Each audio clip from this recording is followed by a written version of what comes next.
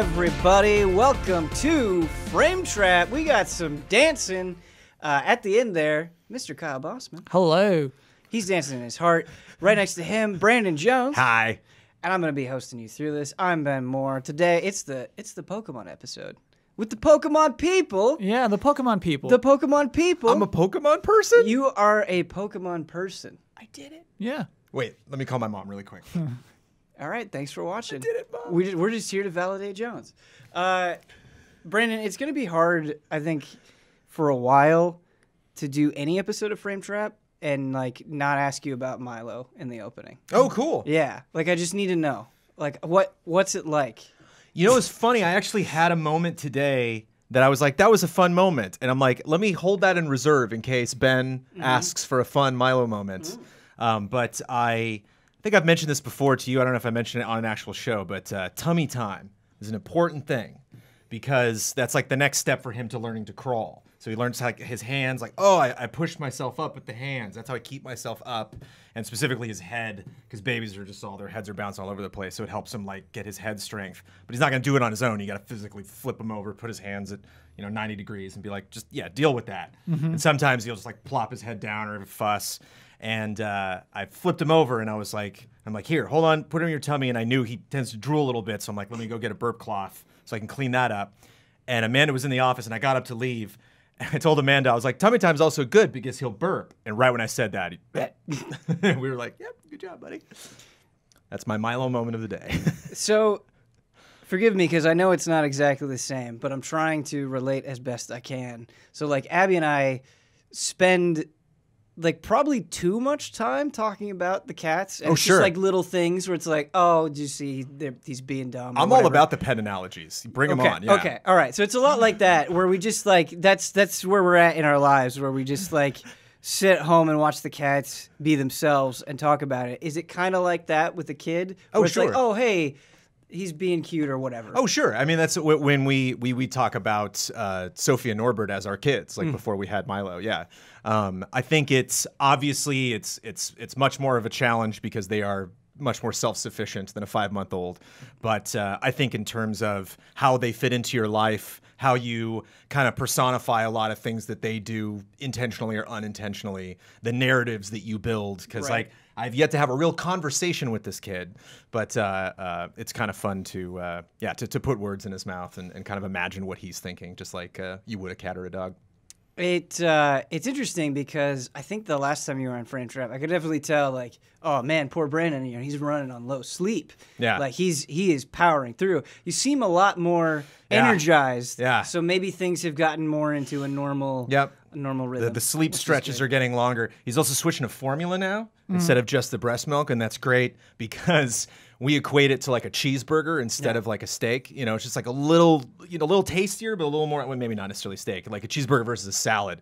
And it's not as good for him, but boy, that knocks him out. You give that boy that and he's boom, 4 hours, good night. You figured out the tricks. So it's nice to, But we've all been there. You know, you eat 4 slices of pizza and you're like, I could take a nap. Sure. Oh, yeah. I feel like I could take a nap at any time. So, Kyle. Yeah. Haven't forgotten about you down there. Okay. I wanna talk to you about finishing up the second season of Box Peak. Oh, sure. How does that feel? I'm not ready to say it's finished yet, so I'm not feeling that yet. Okay, but I mean it's out in the world. Yes. Yeah. Yeah, and so this tomorrow will be I guess Friday. Friday will be episode 8, and so there's only 2 more left after that, and then this project that I've been working on for 2.5 years will be completed. Okay.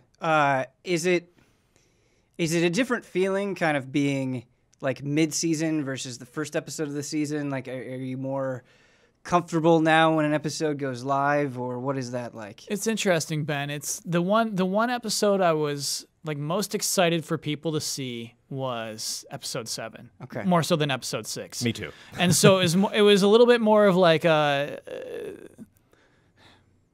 I guess I can just say to anyone who hasn't seen Box Peak, it's not the show that it just appears to be on its face value. Mm-hmm. You know what I mean? It is a show about people who compete with like peeking out of boxes, but it's about that game, the show. Right. It's about this world in which this game could exist, and so there's a couple of episodes, 6 and 7, the first 2 of the season, where it's like, oh, whoa, this is a weird show. And I was really looking forward to seeing the reactions to that. It's been hard to keep that part a secret. Like 6 and 7 are weird episodes. But it's been fun to... It's been fun to see people appreciate that. It's not a well-viewed show. You know what I mean? The views aren't great on Box Peak, but the way I think about it is that the appreciation I get, I think any creator would be so lucky to receive, and it's just so nice to make a thing and have people like that thing. It's crazy. It's really, really nice feeling because you're really putting yourself out there. You know what I mean? It's not as easy as like here's a photo of me at a park. It's like, I put a lot into this. This was a sacrifice. This was me writing. If you don't like this, it reflects poorly on myself, and here it is. And so, yeah, it feels nice. Definitely. Yeah. Is there another side to that, though, where, like, you know, there's this element of the show that you were kind of waiting to reveal? So I guess, like, maybe in the process of waiting, was it frustrating, like, having people not get it or not be there with you or anything like that? Because, I have to imagine it's hard having an idea of something and then sharing it and see people get a different idea. Yeah. I wanted them to have the idea that they have, basically. And so really my biggest regret is that there's a year in between episodes 1 through 5 and then 6 through 10. Just having that year gap is a bummer. Yeah. Because you want to establish a flow, you want to have momentum, and then I lost it entirely over the course of 12 months. So yeah, that's the, you know, the one unfortunate part of it. But hey, there's just realistic things that I had to deal with in terms of getting it produced. So hey, I guess in that sense, Ben, it does feel really good to just get these rolling out, man. Definitely, Yeah. definitely.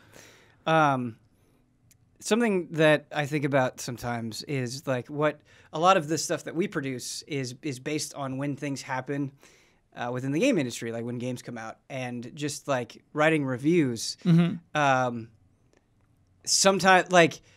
Sometimes my favorite reviews are like the ones that don't get a lot of views. Yeah. You know, and it's just like sometimes people will only watch certain reviews. It's like, oh no, wait, like my favorite review is not the one that was getting a lot of attention, but you don't really have total control over that because you've got to constantly be covering things, and so you're sort of at the mercy of the release schedule, which is not like some terrible thing, but it's interesting, kind of your own perception of things. I really like episode 6 and 7 because they remind me of, if you're a TV writer, you're writing a series of something, you have like a lot of characters, and the story, the focus of the story is going to shift, you know, around, and you know, if you're doing it right, hopefully in unexpected ways. But almost every time you have to develop the world more than the viewer might realize, even when they're completely done with the entire series.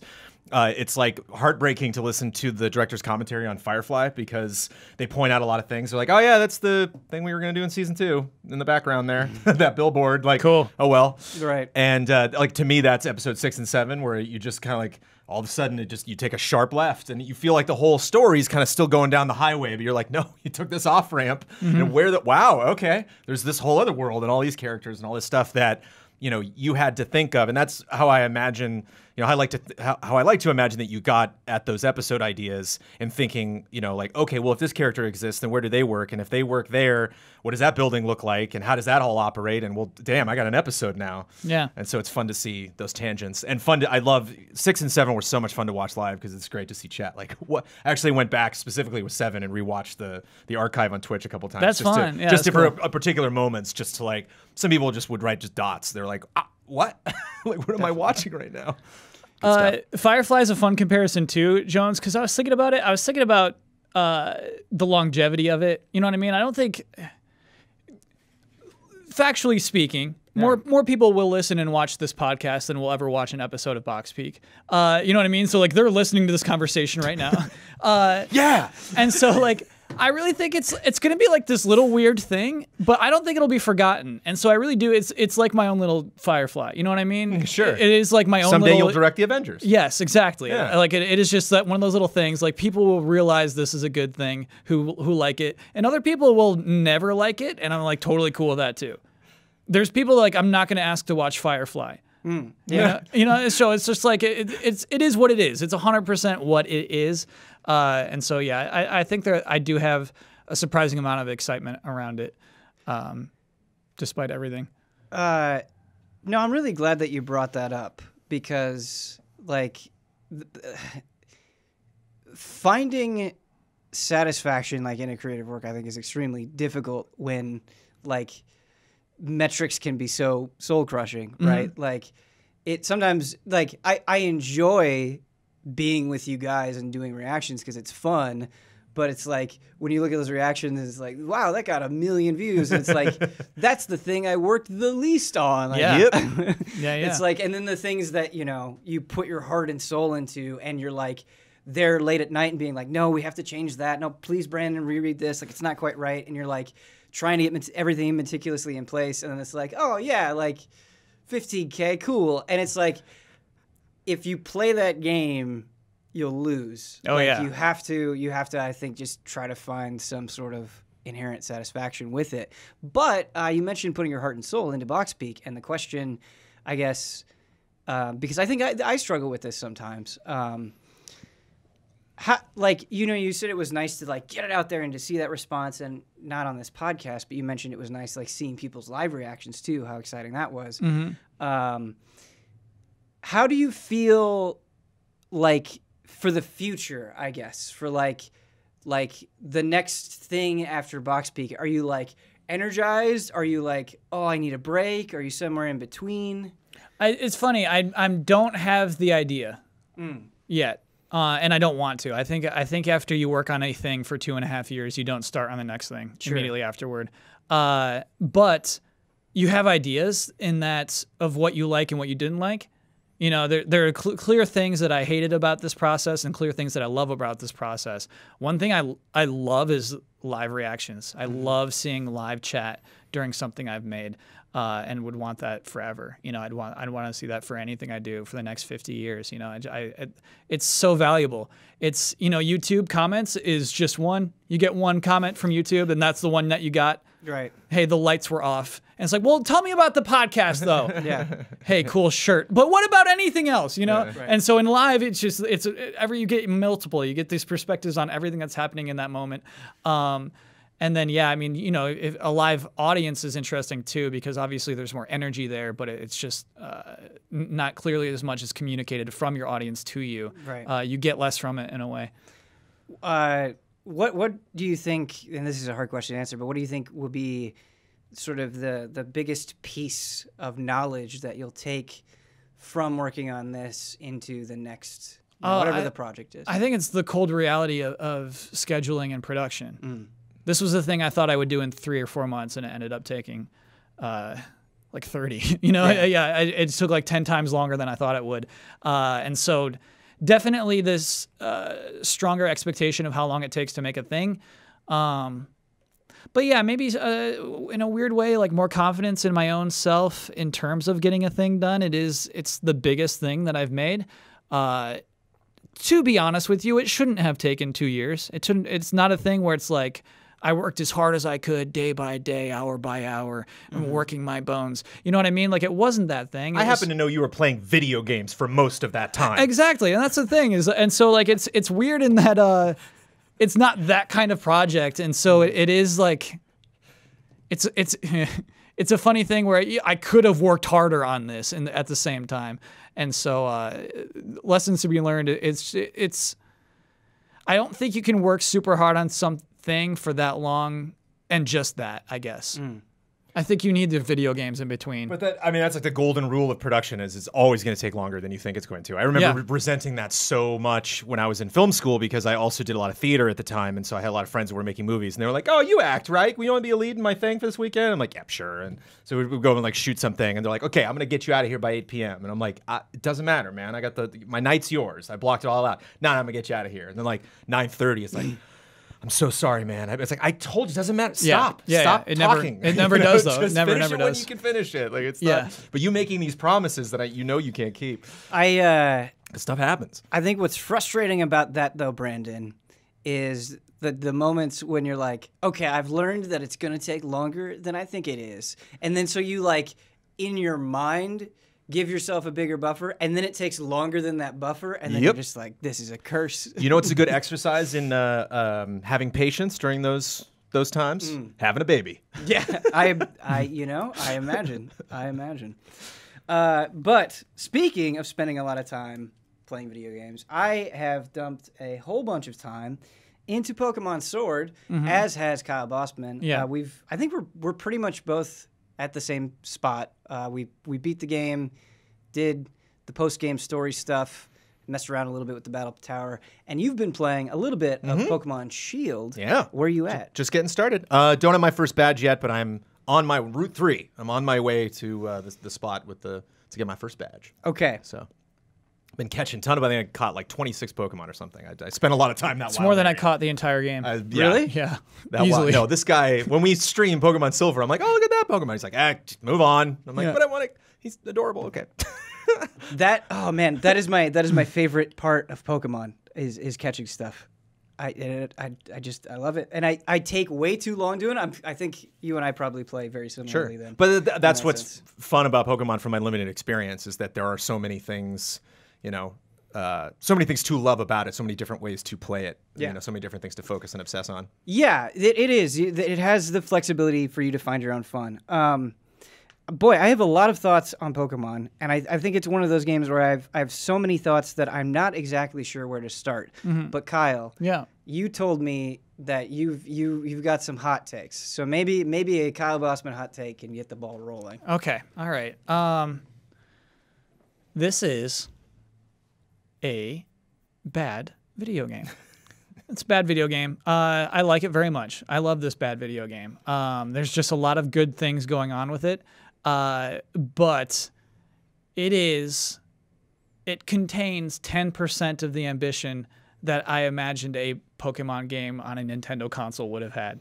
Kyle, this is so funny because like basically the entire outline for my review is I'm having a great time, but I wish this was better. Yeah. Yeah. It's funny because I didn't know that was your thought process because that is pretty much the exact thought. It's what the game is. I think that's the story of the game. To be honest with you, yeah. Well, and Kyle, I don't know if you agree with this, but there are like hints of ambition, but they just don't really like commit to them or go there in a way that is as satisfying as I would hope. Sure. I mean, Jones, you went to the wild area, right? Oh, yeah. Yeah. There's a cool tower there. Yes. It's dilapidated. Yes. It's falling apart. Nothing to do in that tower. There's like a shiny thing you can pick up on the side. I can't walk in that tower? Nope. There's not a cool ghost type that's in the tip of the tower that's just waiting for me to come up? Yeah. And then like ask me a quiz about my ambition? Like none of that. It's just the tower. That's the entire game. That tower is the entire game. It's the anti-Breath of the Wild. Yes. But I mean, they clearly are influenced by Breath of the Wild music when you're in the wild area. Like I feel like the wild area exists because of Breath of the Wild. I almost don't feel like it was part of the initial design because it feels so extra. Well, yeah, you everything, at least just in the beginning of the game, which makes sense because it's a tutorial in a sense, but like just a hallway, and like Red and Blue wasn't a hallway. Like Red and Blue, like my town was like, oh, I can go all over the place, and there's like I go up to that first area, and there's 2 areas I can go off to the left and right, and it's pretty much a straight line all the way to the wild area, and then things like dramatically open up. Yeah. So it's just like I'm moving the camera around, not really recognizing. Oh wait, this is insane that I can actually do this. I'm 3.5 hours into the game, and now I go into the settings to invert the controls because it wasn't a thing up until that point. Yeah, it was so it almost became a different video game. It was, I don't know why you weird. have to. Okay, we don't have to get into. Okay, so I have a lot of complaints about the wild area. At the same time, I'm very much glad it's there, and what I'm especially grateful for, especially in comparison to Sun and Moon, is things get moving at the beginning a little faster, and they do bring you to the wild area rather quickly in the game. And you can spend a lot of time there having fun, just going and catching things and seeing what's up and doing the dens. And what's so frustrating about the wild area is you're kind of like, wait a minute, yes, like you have this initial rush of excitement where you're like, Yes. this is what I wanted, and you just see this kind of sprawling landscape out in front of you, but it's almost like a Wizard of Oz kind of moment where like it's initially kind of like this amazing, super impressive thing, but then you see the man behind the curtain, and I think like a good example of that is like going up and talking to any NPC and how just like wooden and artificial they seem, and then you kind of look at like where the Pokemon are placed, and it's not like this cool, natural, exciting, crazy thing. It's like, no, like these Pokemon are here, and then you go over and it starts hailing, and these Pokemon are here, and it just, there's like this rigidity to it that doesn't really capture like this live, dynamic world, I guess. It doesn't feel wild, you know? And yeah, what do you think, Kyle? So there's you know what? This is not a spoiler. There's a daycare center in the middle of the wild area, not in the middle, but off to the side. But you see this building, right? And I'm Breath of the Wilding, right? Like I'm out here, I'm like, where are the secrets? Here we go. Show me the secrets, baby. Tower's not a secret. That's okay. I'll find a secret. And so I see this house off in the distance, like a mansion. I'm like, oh, cool. It's probably like a haunted mansion. And you walk up, it's like this daycare center. Don't walk inside. We can do all the business right out here. It was so annoying. It was such a bummer.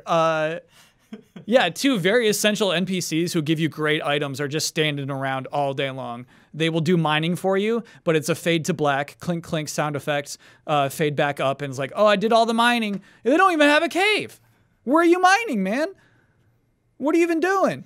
I was really disappointed because this is something that Sun and Moon did. Like the fast traveling that you do, they contextualize it as this Corviknight taxi. Yes. And you're like, oh, cool, I'm gonna go ride on this thing, and it's just you get nothing. Yeah. It just cuts to a little transition, and that's it. Like there's no sweet animation of you getting in this taxi and going off. This giant bird is lifting you up in the air, and like.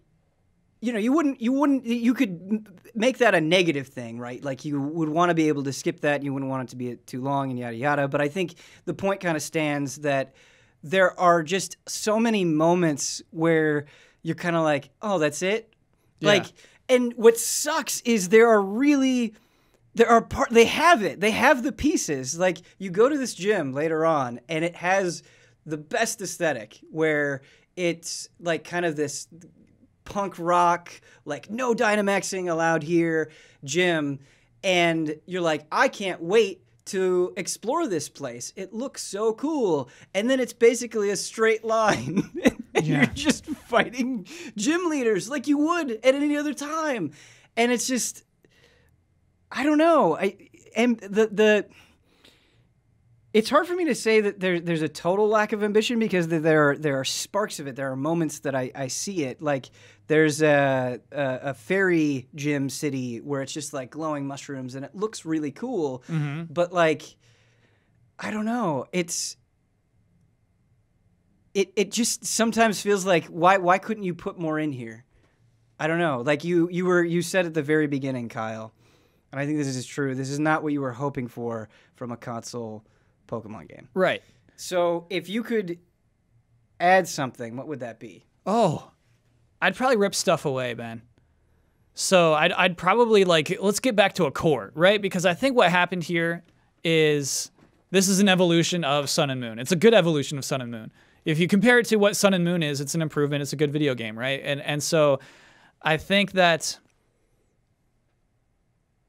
So at a core of this is insane, right? But like Pokemon is an RPG where you never fight. Your RPG characters fight for you. However, in this game, you are the only one who's ever showered with praise. Everyone's like, oh, you're so good. In the meantime, my Pokemon are getting beat up. They're doing cool stuff. They're amazing. I'm the one out loud saying, oh, that was a good job. Like, oh, good kill. Ooh, that was a close one. Nice dodge. Like, I'm complimenting my Pokemon verbally out loud as I play these games. It's insane that the game just treats you like a little hero boy or girl. But like, it's just like you are the specialist person in this world because you're just like, you tell them what to do, right? You know? And it's just like, it's never clear. there's the huge problem story-wise, and why talk about story with a Pokemon game? But I feel I'm like ready. I mean, because I've played enough of it to comment on this because it is one of my probably my least favorite thing. I think the most clearly ridiculous thing about the game so far. But I'll jump so off Jones, what you say. You just started, right? Right. You get to pick your first Pokemon. This is a huge moment anytime, and then it's just like there's a picnic that's happening. Again, fade to black, fade up. You had a great night with your Pokemon last night. Let's move on. You've bonded. Yeah, right. You can't do that. Yeah. You can't just fade to black, you bonded, fade up. Like, what happened? Show us that. You know what's actually really upsetting is that initial moment where you go and you pick out your starter Pokemon. It's actually one of the best moments, I think, in the entire game because you have a cutscene where they're all interacting. Yes, and you get personalities. Yes, you get personalities just by them moving around, and you're like, wait a minute. You pretty much don't get this for the rest of the game. Like you don't they just in that one cutscene when they're interacting with each other, they seem so vibrant and lively. Yeah. And then you play the game and everything is just so stiff. Yeah. It's so stiff. Yeah. Well, it's just unbelievable. Like, almost right away, I was like, oh, they're kind of changing up. Leon comes in, and he's related to my rival. Okay, they're changing up the rival idea. I got to get, like, permission from this guy to even join this. Like, this is fascinating. And then, Hop's like, hey, so that building over there. And it's like, what? Have I ever gone anywhere? Did I just move here? Oh, because he's talking about the Pokemon. Have you ever been to the Pokemon Center? It's the first building down the street. It's like I've been to. It's like there's my house and his house. Yeah. Those are like the only two buildings that I've established that I have walked to in my entire life. Yeah. It's just like, okay, all right, and it's just hard. I mean, we joked about the Pokedex, where I'm just like, wait, this doesn't make sense. Like, why am I understand filling out the Pokedex for like my own selfish needs. That like it's kind of a collector's thing. Like stamps or like when you take your kid to Disneyland, they got their autograph book. It's like, okay, I understand it in that sense, but it's just like, no, we really need you to figure this out. It's like, but you're you're studying this. But I'm the one that's getting the information, but then I catch it and the information's already there. And like the Pokedex is there now because it's always been there. They did not think on day one of designing this game, what should the Pokedex be? Do we need a Pokedex? It's like, well, what will the Pokedex be like? The way they communicated with each other is with the word Pokedex, and everyone there already knew what the Pokedex is. Do you know what I mean? Kyle, yes, that's it 100%. And I think there are so many different aspects of this game where whatever new idea they're introducing is limited by them sticking to the blueprint so hard. And I think like the wild area is a good example where it's like, I would have rather you guys, I think, invested more into this concept and maybe presented the structure of the world differently to better accommodate this. But it's not. It's kind of this awkward wild area that's just like stuck in the center, and then routes, which are the same as they've always been. And it's you just pull back and you're like, it doesn't need to be this way. Mm-hmm. And Hop, I think, is another good example because there are character things that I like a lot, but Hop ends up being kind of worthless because he is experiencing insecurity and doubt because his brother is the champion, and he's experiencing a rivalry with you, and he's searching for validation, but like that just has no emotional resonance if you're a silent protagonist. Yeah. Like if you're confiding in somebody and they're just being silent, that story's not going to work. I'm not going to feel anything. And so like if that's the story that you want to tell, you have to break your own rules, I think. And it's just I don't know. I don't think they're willing to break their own rules enough. I get embarrassed when I play it because, from my experience, I played Red and Blue and then Let's Go a little bit. I didn't finish Let's Go. Sun and Moon, which I reviewed. We kind of co-op that review. I ran that script by you several times. And so this is like really my third actual like Pokemon game. And I'll notice something changing that fits more in line to what other role-playing games are doing. Forget just other games, like other role-playing stories. And I'll like get a little jolt of excitement, like, oh, wow. And then I'll realize, wait, that's like 2 generations ago. Like I think one thing that I was like, oh, go Pokemon, go. I like went back through the route to go back to like my hometown to get something. And there was a new NPC that was like by the side of the road that said something that was in relation to what I just did. And I was like, that's pretty cool. Yeah. Oh, wait. Like that's not that crazy. It's not that crazy. You're right. That's something, it's like if they were actually catching up with role-playing games, like one thing that I do miss, I haven't seen a lot of the show, but you've told me a lot about, poignant episodes of the show, and our Twitch community is commented on some of their favorite moments. And it's like, wow, there's a lot of drama with the Pokemon. Like, there's a lot of drama in, like, who he selects and why and what their relationship is. And, like, if he hasn't seen a Pokemon in a while, or if he decides to let a Pokemon go, it's just this huge ordeal. Everyone's like, oh, that Pikachu episode. And like, oh, my goodness. And it's just like, no. Like, there's no... Doesn't matter who's in your party. It doesn't matter. Like, there's no, your starter will evolve, but like, you don't have any sort of moment with them. Like you were saying, like having, that night of you practicing together, or maybe you would have been to something. Yeah, man. And so these seem to be things that like, what's it going to take, folks? Like, what, like how, do you feel that you don't need to do it, or is it too difficult for that team to do it? Or is like, if it ain't broke, don't fix it. Like, I'm very curious, kind of like what those design boards look like, at Game Freak and at the Pokemon Company, in terms of like what needs to happen and how much innovation. I wonder if they have like an innovation cap where they're like, oh stop, dangerous innovation there. Yeah, it's hard because I think that is a good way of describing it, where there are additions in here, there are improvements in here that help, but in the context of all video games, they're not that crazy. Like, autosaving is nice, but that's not that crazy. Mm-hmm.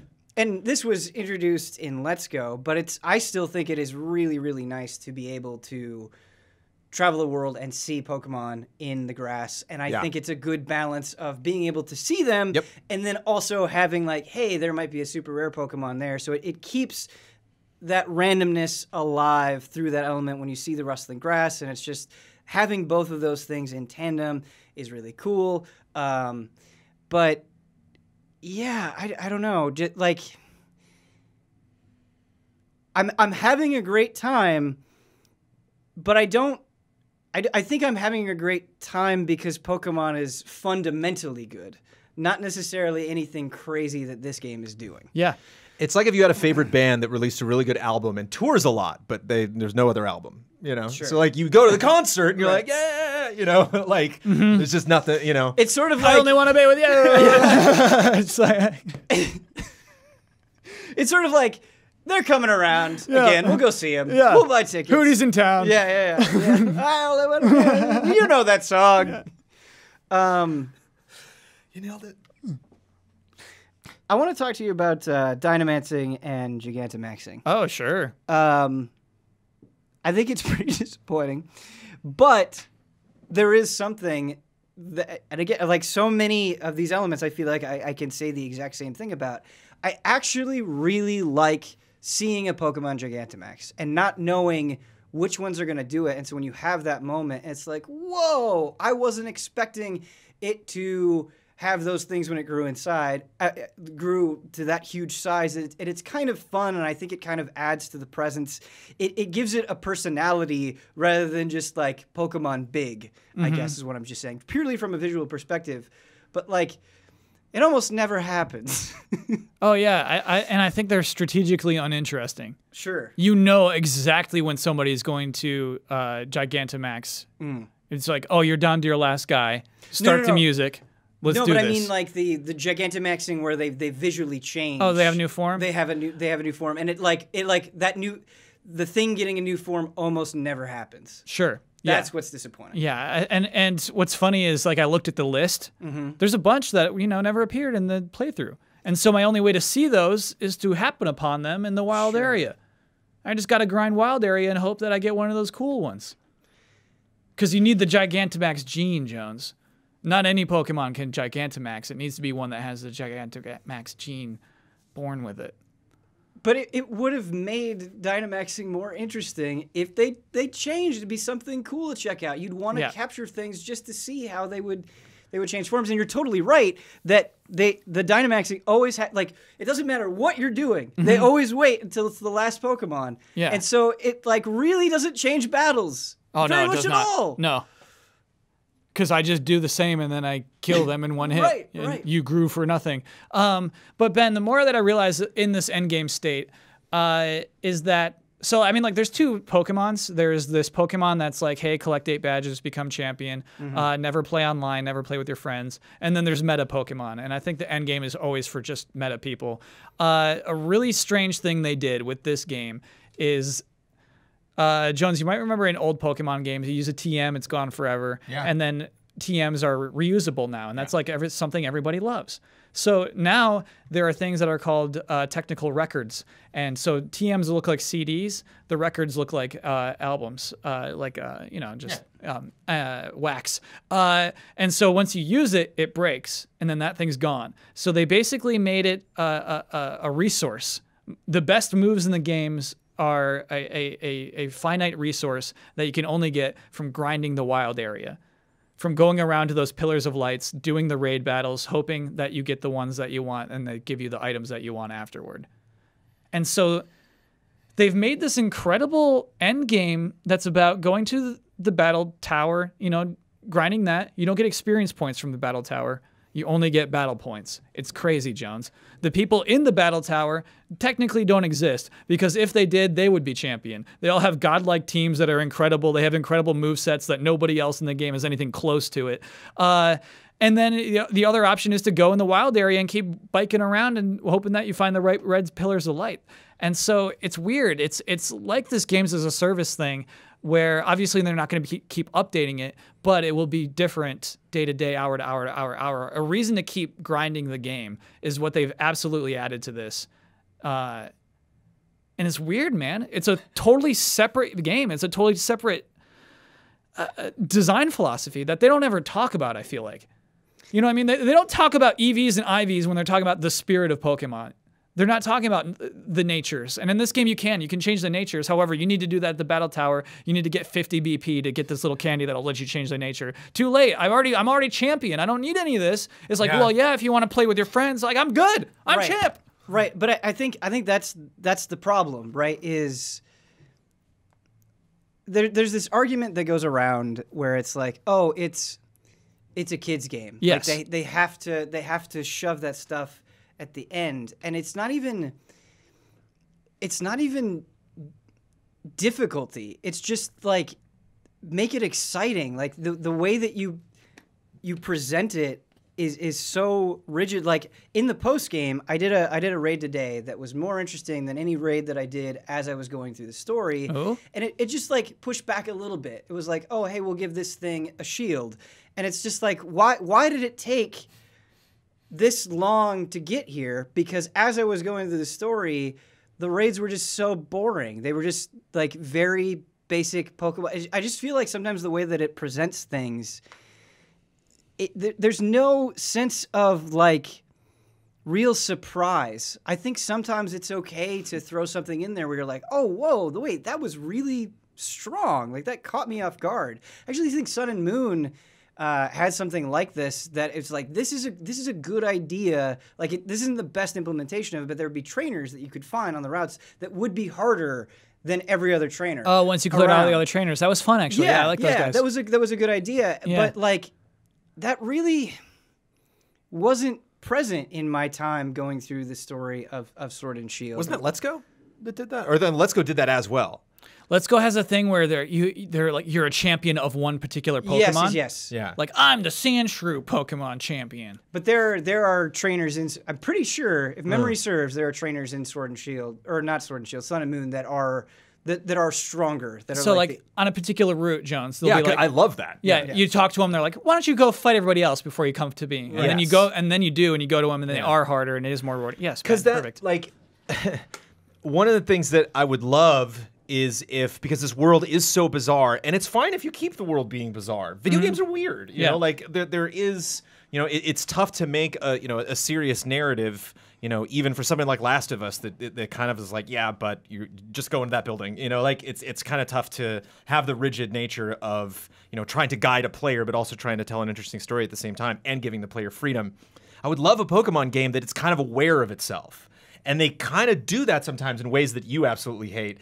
There was one where I went to a Poke Center, and some lady's like, hey, did you know those two guys at the shop sell different things? You wouldn't know it because they look alike. Oh, yeah. And I was like, they do? Whoa, did you just wait a minute. You know, it's like, yeah, that would be neat. It'd be neat if, like, you're talking about the older poker trainers. You're like, why the hell aren't you champion? They're like, oh, I don't care about that.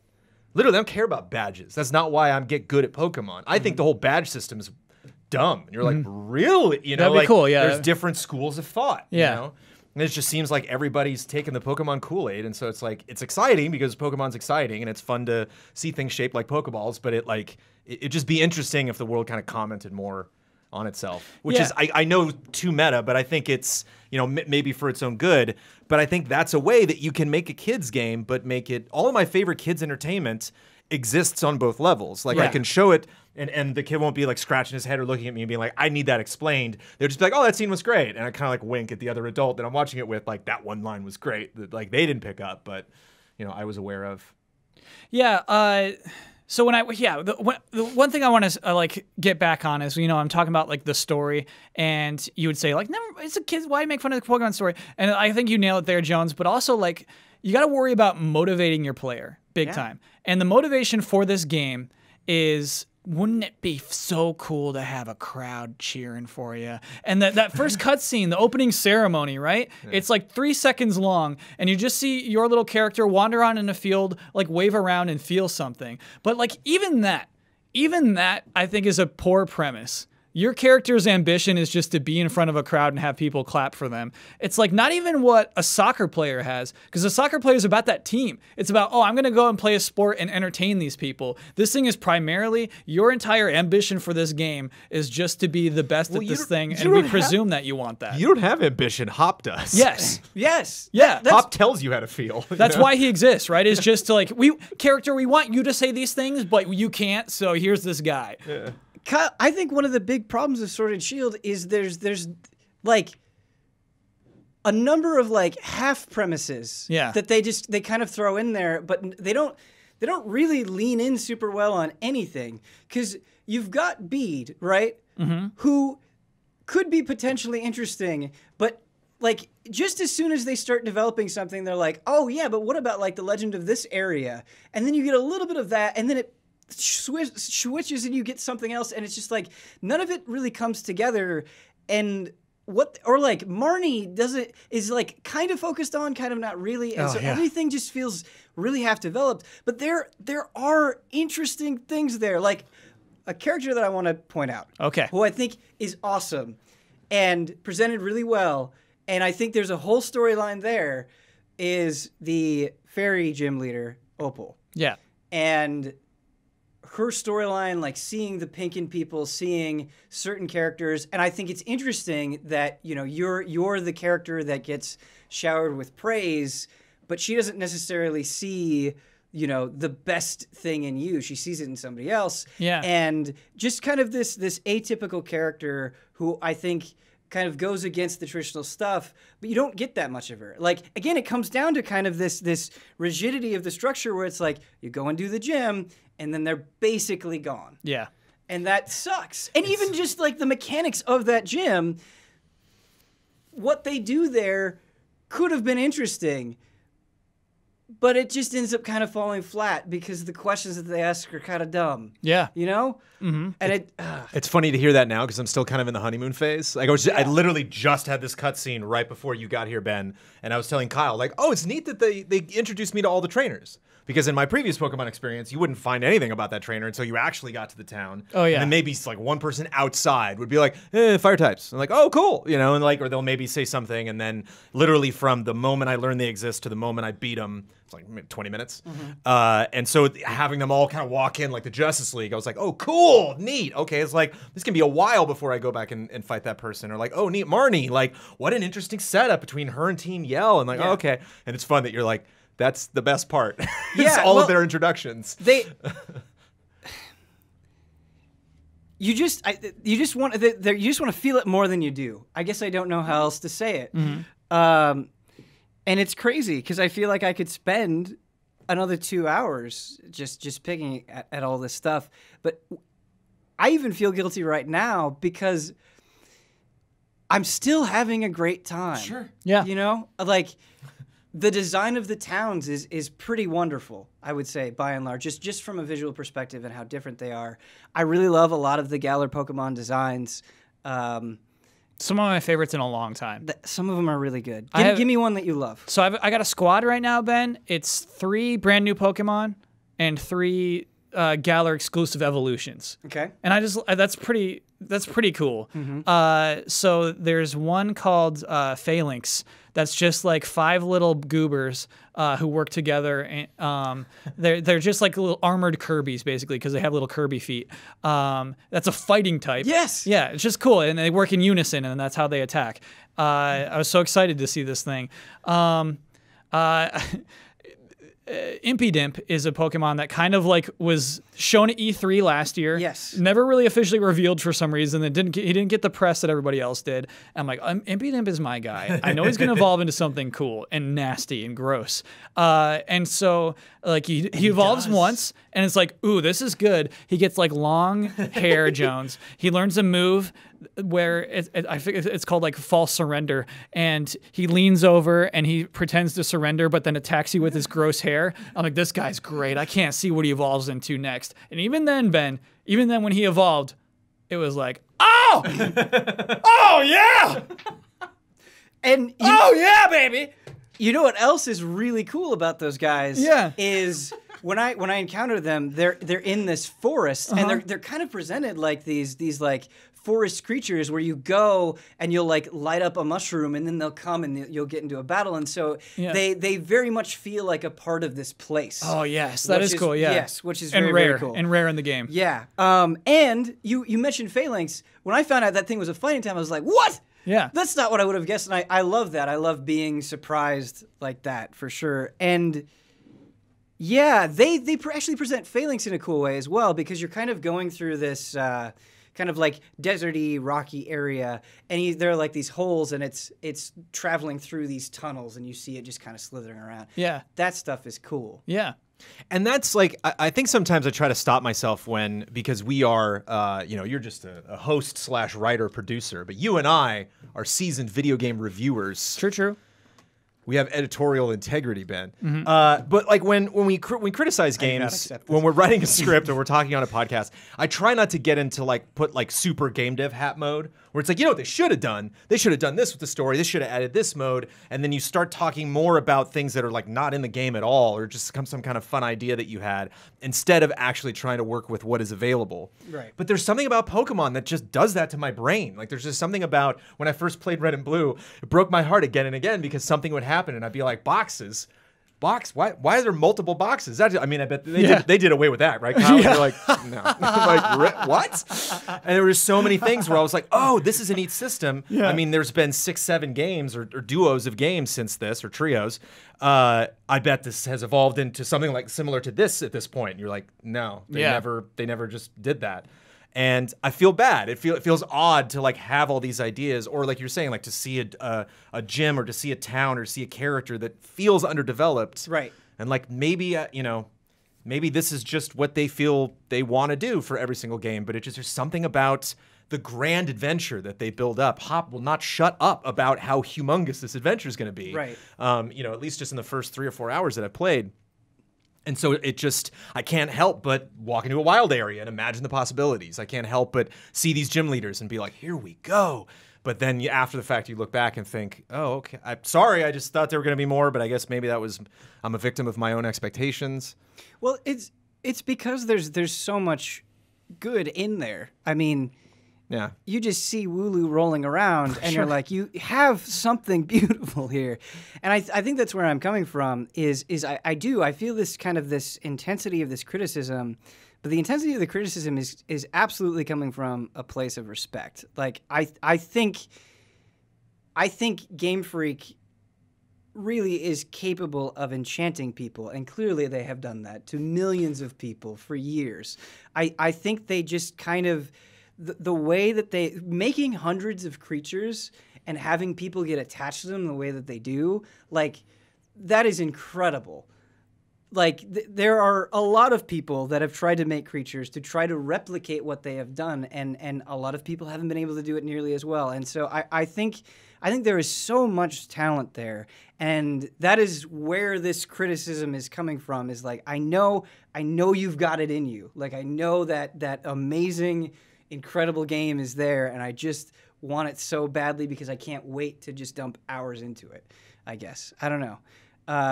Do you think that incredible game is possible, Kyle? No, I've given up on that. Okay. I'm content to play this game a bunch more times and just embrace it for what it is. Okay. I can't.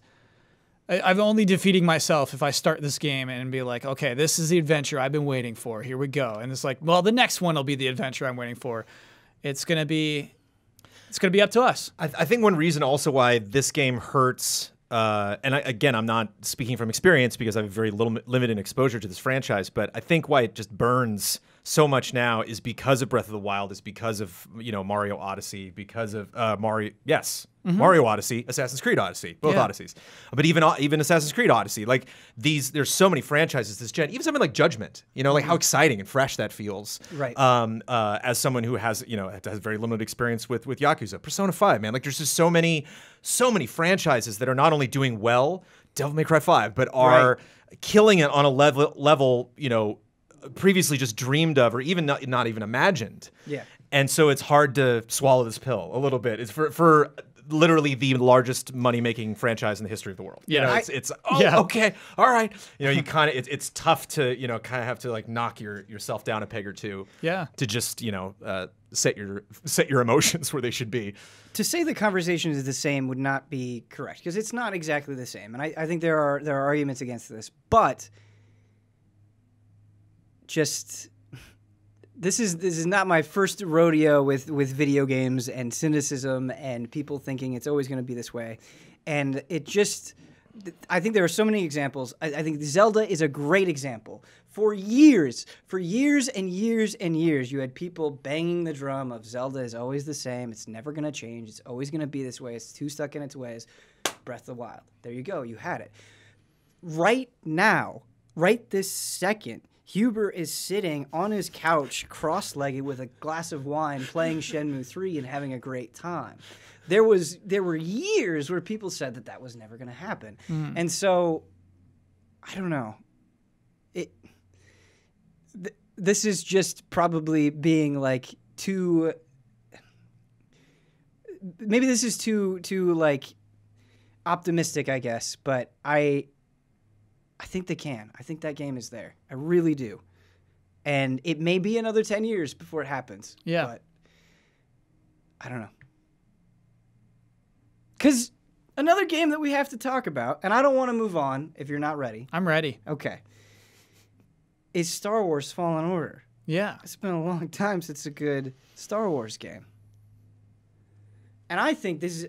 So... I've been preoccupied with Pokemon, so I'm not nearly as far in Star Wars Fallen Order. I'm the opposite with Star Wars. We're in opposite positions. Yeah. So did you finish it? Oh yeah. Oh okay. Oh my goodness, yeah. I mean, there's stuff to do. I got homework, but I was not expecting to enjoy this game as much as I am. Neither was I. Even with what I had heard, even with VOing and editing Brad's review, I was like, okay, and floored, man. Wow. Oh boy, just. Talking about wine. Yeah. So good. On so many levels. As a Star Wars fan, as a someone who is frustrated by the prequels, as someone, it speaks to a lot of different opinions that one might have about Star Wars and Star Wars video games. And it's constantly like, we know, we get it. Yes. You're like, oh, okay, cool. That's the thing, Brandon. And you are obviously even more invested in Star Wars than I am. But a frustration that I have with Star Wars sometimes is there's almost like this fear of like, this is cool, right? And they like shove something recognizable in your face where it's like, no, we get it. Don't we get it, guys? We get it. There's kind of this confidence with Fallen Order that I really love, where it doesn't fall into that trap so easily. It's like, no, we're in that world, but these are our characters. This is our story. This is our gameplay. Like everything just kind of comes together in a way where it's like, oh, I see a clear vision for this. Like that you have faith in what you're trying to do in every aspect of this game. I don't know. But what I love is like Brandon Jones, you were for a long time the kind of like holdout on Dark Souls amongst the GT crew, and so much of this game comes from that template. How do you think it has worked in the Star Wars world? I think one thing that I really like that I think Souls games don't even have a map, do they? No, they do not. I'm curious if would you think a Souls game would benefit from the map system that they have in Fallen Order, or do you think that only just kind of fits this game? Because it's so nice to just bring up a map and be like, do I have to do, oh, I got to do a thing. And in in Bloodborne, it's like, just go back and run and look around a lot, and maybe you'll see that door. And, oh, okay. Well, and the benefit of that is when you find that door, oh, it's a huge deal. But it's just, for me, it was just so gratifying seeing these things just clearly color labeled, especially when I would get a new ability and I'd be like, wasn't there a thing on Kashyyyk? There was. Okay, yeah, well, we'll go back and do that. So it's a little Metroid-y? It is very Metroid very Prime, Metroid. Yeah. Cool. Right, and that's sort of the thing where because that is clearly what they're going for. They know that at some point, like, okay, we're gonna give you a force push, and so we can put this stuff in there. Whereas like a Souls game, they don't know how you're gonna build your character. They don't know what weapons you're gonna use, and so it is designed in different ways. Yeah, I think one of the biggest from somebody who's played Dark Souls and not finished it, but played Bloodborne 2.5 times and just absolutely, devoured it. The bosses are clearly on another level in Souls games. There's like 1 or 2 bosses in Fallen Order where they were like, like Souls. You're like, okay. Yeah. It's like, kinda, in a theatrical sense, kind of like watching a high school production of a Broadway musical. You're like, yeah, that's the music, but, it's not quite the, the oomph. But it does serve a Star Wars story. And it certainly, you don't have the cutscenes, you don't have the character focus, you don't have the way the cast is presented as in a Souls game. I think Souls is kind of the main, like the backbone of the game, but there's lots of Metroid elements in there. There's lots of other games. There's lots of Uncharted stuff in there. It just seems like they. And for games, I know people can go in and like, well, this isn't original. It's like it is for Star Wars. It is, and especially with the story that they're trying to tell, the character and how he is developing, how he gets force powers is fascinating. It's almost always narratively driven, and it's really cool. There's one in particular I was like, that was awesome. Just putting him in a stressful situation and having him be like, oh, that's how you do that. I remember. It's I love that gratifying. Kind of thing, yeah. Just to maybe illustrate to Kyle, like how Soulsy it is, though. If you get killed by an enemy, they will take whatever experience you've accumulated, and you have to kill them. You have to go back and then kill them to get that experience. You just have to hit them. You just have to hit them? I think you had to kill them. You got to hit them. Okay, well, then I was mistaken. And they're glowing, too. It's like that guy. They're glowing. And in some cases, it will just be like a spot on the map because I like... the thing died in the process of it killing me, and so it wasn't there when I went back, and so they're like, just there's your XP. Very forgiving. I'm bummed you don't have to kill them. It's more forgiving, Sure. It's and especially with the force powers, man. Like force pull, which is not a spoiler. Force pull was available when we played at E3. It's just a great way when you go in and it's like, haha, there's 3 of them. I'm like, now there's 1, and so like you can kind of use that stuff as a crutch later in the game. That's interesting because I am past the point where I have force push, but I don't have force pull yet. Yeah. And one of the things that I really like about the game is it keeps rearranging the composition of enemies in interesting ways where like you think of a parry in a traditional sense, but here you're parrying back laser blasts and making the decision of like, okay, I've got melee guys rushing at me. I've got guys up top shooting at me. Do I try to deal with the melee guys first and dodge the laser blast, or do I parry them? And then the game like just teaches you naturally like, hey man, look at the ground because these little assholes, these little creatures will jump out of the ground and they'll just hit you, and they'll even trick you where it'll be like, oh, a stormtrooper is rushing at me. I'm gonna deal with him. Oh, I wasn't paying attention to the ground. Something is jumping out. And those are kind of the natural learning moments that I think Souls is so good at developing. Yeah. Where it's not like, hey, giant text box, look at the ground, you idiot. You just learn through doing and trial and error, which I really, really love. But maybe it sounds like you're implying that over time, the force powers and maybe the skills you get hurt some of that aspect? A little bit. It's just, I mean, they want you to feel powerful. I mean, and it works narratively because you do get more powerful as a character. You get more powerful in your ability to adapt the Force. And whereas it might make some elements easier, it's also fun. And Souls does this a little bit, but when it lets up on the difficulty, it's fun to just have a stormtrooper like on a ledge, just being like, I don't know where he is. And you're like, like like, even if this is the 8th time I've gone through this area, I'll push that guy off every time. I got no problem about that. Seeing a person just, like, fall down is really great. They give you these poor astromech droids, so you're just like, okay. Like, push them at a dude. There's stuff in the environment that's explosive, and you can, like, push them. There's even one time I, like, pushed it in that direction, and it threw it at something, and I'm like, okay, you don't have to do that every single time. You know, like, make it hard for me to actually aim with those things. Did you play through on the normal difficulty setting? I upped it actually, which just by recommendation of people that already finished it before I got a chance to start the campaign, and that was tough because I got to like the last 2 bosses and was like, should I dial it down? Yeah, because I really wanted to finish it. We're doing a spoiler mode this week. That into Huber too. But I managed to get through all of it on Jedi Master, I think it was called. Okay, so yeah, that's the 3rd one, right? The 3rd one, yeah. Okay, so that's. I was talking to Brad, and he was like, "Yeah, man, play it on that one." And I'm kind of at a point, and maybe this will change over time, where I'm like, maybe I want to see what that 4th one is like, and I like that you can change it on the fly. Yeah, that is really, really, really nice. Even so far, and again, maybe this changes over time, but I think the game does a pretty immaculate job of pacing. And pacing is kind of one of those vague things that you throw out that can be hard to articulate. But what I mean is, I feel like very quickly, like if I play Fallen Order for an hour, I'll get a little bit of like, hey man, there's multiple ways that you can go explore, try to find secrets. And then there's more like set piece moments where it's like, hey, you're sliding down ice and that's going to be crazy, and try to, you know, jump at the right time. And then you'll have puzzles where it's like, use your force powers to manipulate the environment. And then you have like pure combat. And it goes through all of those fairly quickly in a way that feels natural, in a way that feels fun, and nothing feels like it's dragging on too long. Yeah. Does that stay relatively true? Yeah, the sliding was the one thing that I was like, oh, okay. You know, like near the end. Well, just because you travel to multiple planets.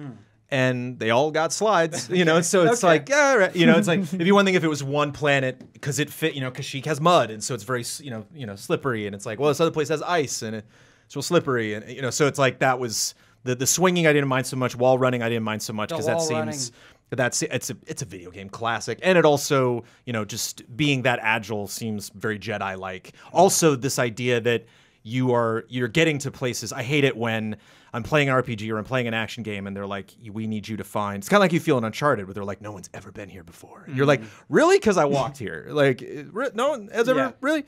And in Uncharted, like sometimes you're like, yeah, that I would crap my pants if I did what Nathan Drake just did to get to this spot. So like it makes sense that nobody's ever been here.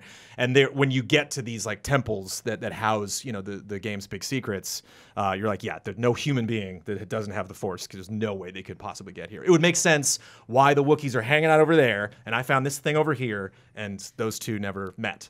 And it took somebody, you know, as powerful as me to get there. I really like BD1. Dude, Finally, we've arrived. What do you mean finally we've arrived? BD1 is incredible. BD1 is near perfect in this game. He's so great on so many levels. The first simple level is just when droids are done right. And I talked to, you know, this is one of like Brad's major gripes about Star Wars in general, like the sassy droid, like gotta have sassy droid, like, and it's just like every time there's a new story, it's like gotta have a droid, it's gotta be sassy. Well, I think the sassy droid thing is annoying because, like, it doesn't necessarily blend in with the character that they're pairing it with, so it just feels like they're including it to include it. Yeah. But part of what makes BD1 so good is you're playing as Cal, who, like, is really kind of, at the beginning, very quiet and afraid because people of his order have been completely murdered. And doesn't know BD1. Right. So their relationship develops over time. Right. And it is, oh God, it's just, I would pause the game and like call Amanda over and be like, I have to tell you this exchange that they just had. It was so good. Yes. I'll tell you one that's literally the first thing, first situation that they have. And it's one it's a common trope. It's a classic. You know, it started with R2D2 and C3PO, where beep boop boop, and C3PO would be like, "Hey, don't you call me that?" And you're like, "What did he say?" You know, like, or sometimes you know what he said. I remember sometimes somebody made a funny video that was they added subtitles for R2D2. It's like, what if he said all of this silly stuff, but the one line they couldn't change was he bumps into him in Return of the Jedi, and he's just like. C3PO was like, "What are you doing here?" And he goes, "I'm serving drinks." And he's like, "I can see you're serving drinks, but what do you do?" You know, so like he actually says specifically what R2 says. And some of those you don't recognize in Fallen Order until like 10 seconds later. You're like, okay. And they'll think back and be like, oh, he said, oh, that's so cute. And I love when he first meets him, it's, you know, Cal meditates and he wakes up and it's like, oh, there's BD1. And BD1 goes, boop, boop. And he goes, oh, I'm okay. My name's Cal. And I thought back, oh, wait a minute. BD1 said, are you okay? And he was like, yeah, I'm fine. But you don't get that until you hear what Cal says back to him. Yeah. And they even have some jokes in there where like, you know, Cal will say something and BD1 will reply and he'll be like, good one, BD1. You're like, oh, okay. You're like, I don't know what he said, only he does. Yeah. You know, so story-wise, he's so great. He's so damn cute. The idea that he's with you the entire time is really great. Customization options that you get, you know, throughout the game where you can change his color, you know, depending on your outfit. And that was, like, surprisingly gratifying, like, depending on what area that I'm in. The fact that he's just on you the entire time, I think, is interesting for a droid. Like, I haven't seen that in Star Wars, like a droid that can, like, hang out physically on you. So when he's doing all the platforming stuff and flipping in boss fights and stuff, like, BD-1's always there. He supplies the stim packs that you use to heal. Yes, he supplies the stim packs. There's a lot of different dialogue options for when he gets it. You know, he's just like, I need it, you know, and he'll throw it and be like, oh, thanks, BD-1. You know, so it's like it like clearly respawns like you really need to care about this droid. It's important that not only do we establish a relationship between the two of them, but that is constantly deepening as the story goes on. Respawn. 2 points that I was even like, oh, they nailed it. This is great. And then by the end of the game, I was like, wow. Like I didn't think it was going to go there. Like because you spend a lot of time with just the two of them, and it's easy to follow common tropes like from Star Wars in terms of, you know, droids. Even like K2SO from Rogue One was funny, you know, and you know that's like a tragic story that they tell in Rogue One. But specifically their relationship was like really well done, and a story that really only kind of fits for a video game. It fits for something that's going to go on for 16, 20 hours that you're spending a lot of time with just these two characters. That it makes those kind of like Last of Us, you know, with Ellie, where like it wasn't the cutscene, it was just the dumb thing they said when they were walking down the hallway. That I'm like, oh, boy, did that hit! Like, yeah, it's really good. And from a gameplay perspective, he's super adorable because he'll hack stuff. So as you're walking toward the door, he runs over and jumps up like, I'm ready, you know, and you're like, oh, okay. And like, it's adorable even when you can tell the game is confused about what you're intending to do. So like when you glide down things, you grab onto them. And so it's fun when I like go over to a ledge just to look and he like, huh? And I'm like, no, I'm not, I'm not doing that, you know, and like I'll walk away and he'll be like, come on, BD. And then he'll go over, hop on my shoulder and loves to scan stuff. So it's like, not only is that fun from a lore perspective, secrets, but like, you know, to learn stuff where like he'll examine something. It's adorable to watch him do it, but it's fun to like walk in a room and you're like, oh, wow, look at this. And you see him walk over to something and you're like, oh, what is that, buddy? And tap down on the D-pad and he scans it and beeps at you and then you get a little bit of lore. Just never got old. And he's just like, that was my first question when I checked it out at E3. You know, like Stig came out and grabbed me after I did the demo and he was like, what'd you think of the combat? And I was like, okay, combat's number 2. When are we getting this action figure? Like I need the plushie. I need this thing that I can wear on my back. And, you know, going through the game, it just like, I think that was like the big, as a character, I was like not expecting to kind of be floored by BD-1.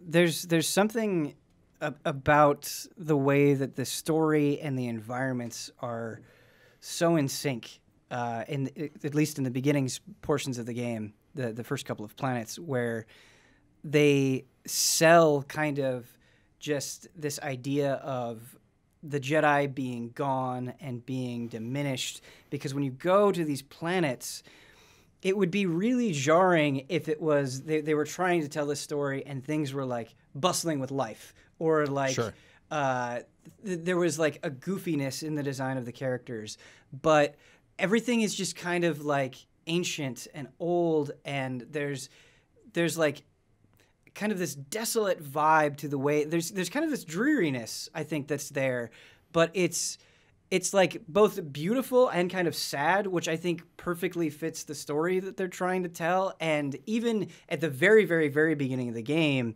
when you're just, you know, working with these guys who are being kind of bullied by the Empire, like, and they're on that train, you feel kind of like the heaviness that they must be going through on a day-to-day basis. And so I think they just really did an incredible job of like presenting the story through the environment in a way that I was not expecting. And I'm playing on the Xbox One X, and I really am glad that I am, because there are just moments where I'm like, this vista is incredible. Worth mentioning, though, before we just sugarcoat this entire thing, rough. Visually, this game's rough. Well, there are animations are rough. Yeah, there are animations that I think are rough, yes. I curse Red Dead 2 because it spoiled me with those camps, man. Just in terms of interaction. Like, you go back to the ship, and characters will be like, hey, don't tell this other character this. And you're like, they're sitting right okay. You know, or like one character actually said, oh, Grease left the ship. And it's like, he's right there. What are you talking about? You know, so textures, I've seen a lot of people fall through weird places in the environment and stuff. It's trivial. I mean, didn't pull me out of the story, doesn't really get in the way of gameplay a lot, but it's that's funny because like they shot for the moon and they got there, but maybe not where they intended to land. There are definitely animations that I'm like, okay, that was weird. Like, that just didn't look natural at all. But in terms of like some of the environments that I've seen, the vistas are incredible, and the design of them is cool. And just one way, again, the map that I think is really fascinating, Dathomir, which is where the Night Sisters are from, if you watch the Clone Wars, is very foreboding. Like, when you go there, like, you know, there's a very like, this is the hard. They give you a chance to go to 2 different places. One of them's Dathomir, and it's fun going there right away because the map is very much like no. Like, you're like, oh, let me go explore. The map's like, not yet. And you're like, oh, you know, so like the what your companions are saying about the planet, just the whole vibe of the planet's very red and spiky and lonely and, you know, like dusty, and just the fact that the map is full of red doors. You're like, you know, it's it all just kind of blends together. So I got a question. It's intimidating. So let's say you get a new power. You're at some planet. You get a power to unlock the yellow doors that you saw in the planet right before it. You go back to the planet to unlock that yellow door. The thing that you see behind it, whatever happens behind that yellow door, is that rewarding? Yeah, a lot of times it's customization stuff. Like what? You can customize your ship. You can customize your outfit. I never wore ponchos. I'm not a fan of the way the ponchos look. Yeah, I've gotten some poncho stuff, and I've looked through it, and I'm like, no, I like the regular... You get 5 outfit options and like 20 poncho options, and I never wore a poncho. I was like, okay, cool. I mean, do they give you armor? Another thing that you get, though, is so, like... your powers are governed through the Force, and even something like heavy strikes are governed through Force usage, and certain moves that you can do are governed through Force usage. And so some of the secrets that you can find is it's sort of like a heart piece thing, where it's like, okay, you found 1 of 3 of these Force orbs. If you collect 2 more, you'll increase your maximum Force. Oh, cool. Yeah, I like that kind of thing. And there you can examine things, not only the stuff that BD1 checks out, but you can go up. He has an ability to kind of sense stuff just from touching it with the Force, and you'll get a little story thing. You'll hear, you know, dialogue. If someone died there, you'll hear them die, or you'll hear the shot, or you'll hear them say something. And when it fills out the lore, it actually lays it out numerically, so you can tell, oh, that's lore plot point 3 of 8. So I'm missing 6. Where's 6? You know, and I know how this story ends, but I want that one little chapter. And like the majority of those were really cool. Like, they were really interesting. So just a lore reward. And you get a little XP too every time. So I think I have like 5 abilities on the skill tree I didn't get by the end. Oh man, wow. Okay, so Brandon, I really wish you wouldn't have said that, because I'm playing Fallen Order with Abby and she's really digging it. But like, I don't want to like slow down and read every lore thing, because you know I don't want her to get bored. But you need that XP. Well, you get the XP just for like doing the stand. Oh yeah, then you're good, man. Yeah. Don't worry about it. The lore. But it's nice, and I don't know what was the first game to do this, but it was a really clever idea where some games would automatically throw you into the menu and be like, here's the text. And games now most games would do that, yeah. Are like, there's a little countdown clock that's like, if you hit options right now, I'll take you straight to the screen that'll say it. But if you don't care, there it goes, move on. Beautiful. And so most of the time, I think like for the first half of the game, I just skipped all of that. And then like over a while, I was like, oh, these are pretty good. I actually care. And a lot of that was curiosity based on Cal talking about it, or BD1 saying something, and Cal was like, yeah, it's pretty sad. And I'm like, what's sad? I want to read this.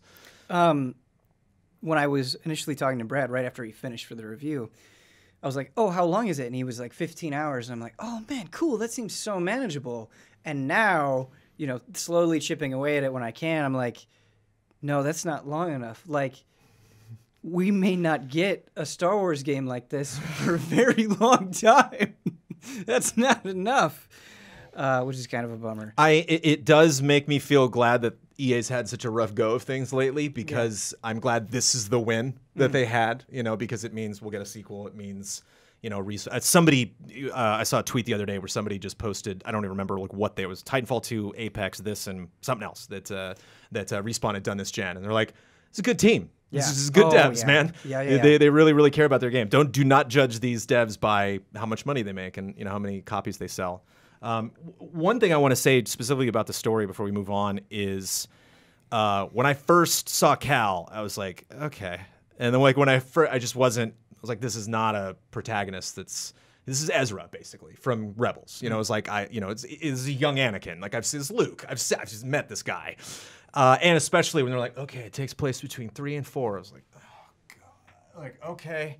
It's not, especially because in classic EA fashion, they were like, so we're going to set this between 3 and 4 and explore the thing that everyone's explored. Like, do you know how many novels and comic books and Rebels and like we've been here, you know, like in many, many ways. And so I would love for this to be a franchise. I would love to go back and continue Cal's story, but like you can't do that too much because it is a finite amount of time. And I was thinking that throughout this conversation, honestly, the branding, Star Wars Jedi : Fallen Order. Yeah.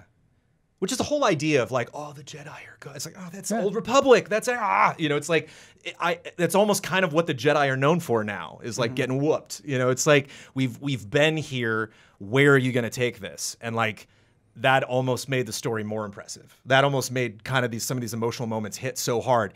Not specifically because of Cal and what he was going through, but because just in the way they set up, the way they kind of put you in some of these moments or make you relive some of these memories, just emotionally, a lot of the stuff that he dealt with, even just from the get-go. 20 minutes in, I was like, oh man, you got me. Like, because that's the thing that's frustrating for me about the prequels is like, yeah, they botched Jar Jar, but they had an idea there, you know, like this poor guy who's in this warlike tribe and he's just not a warrior, you know, and like it's like, okay, you know, that's a good place to start, you know, like, and then here's what he sounds like stop, you know, and you know, the episode 3 is like, you know, just this fact that like, you know, Yoda fights, you know, Darth Sidious and then gives up and runs. It's like that's so tragic. He's so powerful, and he just realizes like, I can't win this. I screwed up so hard.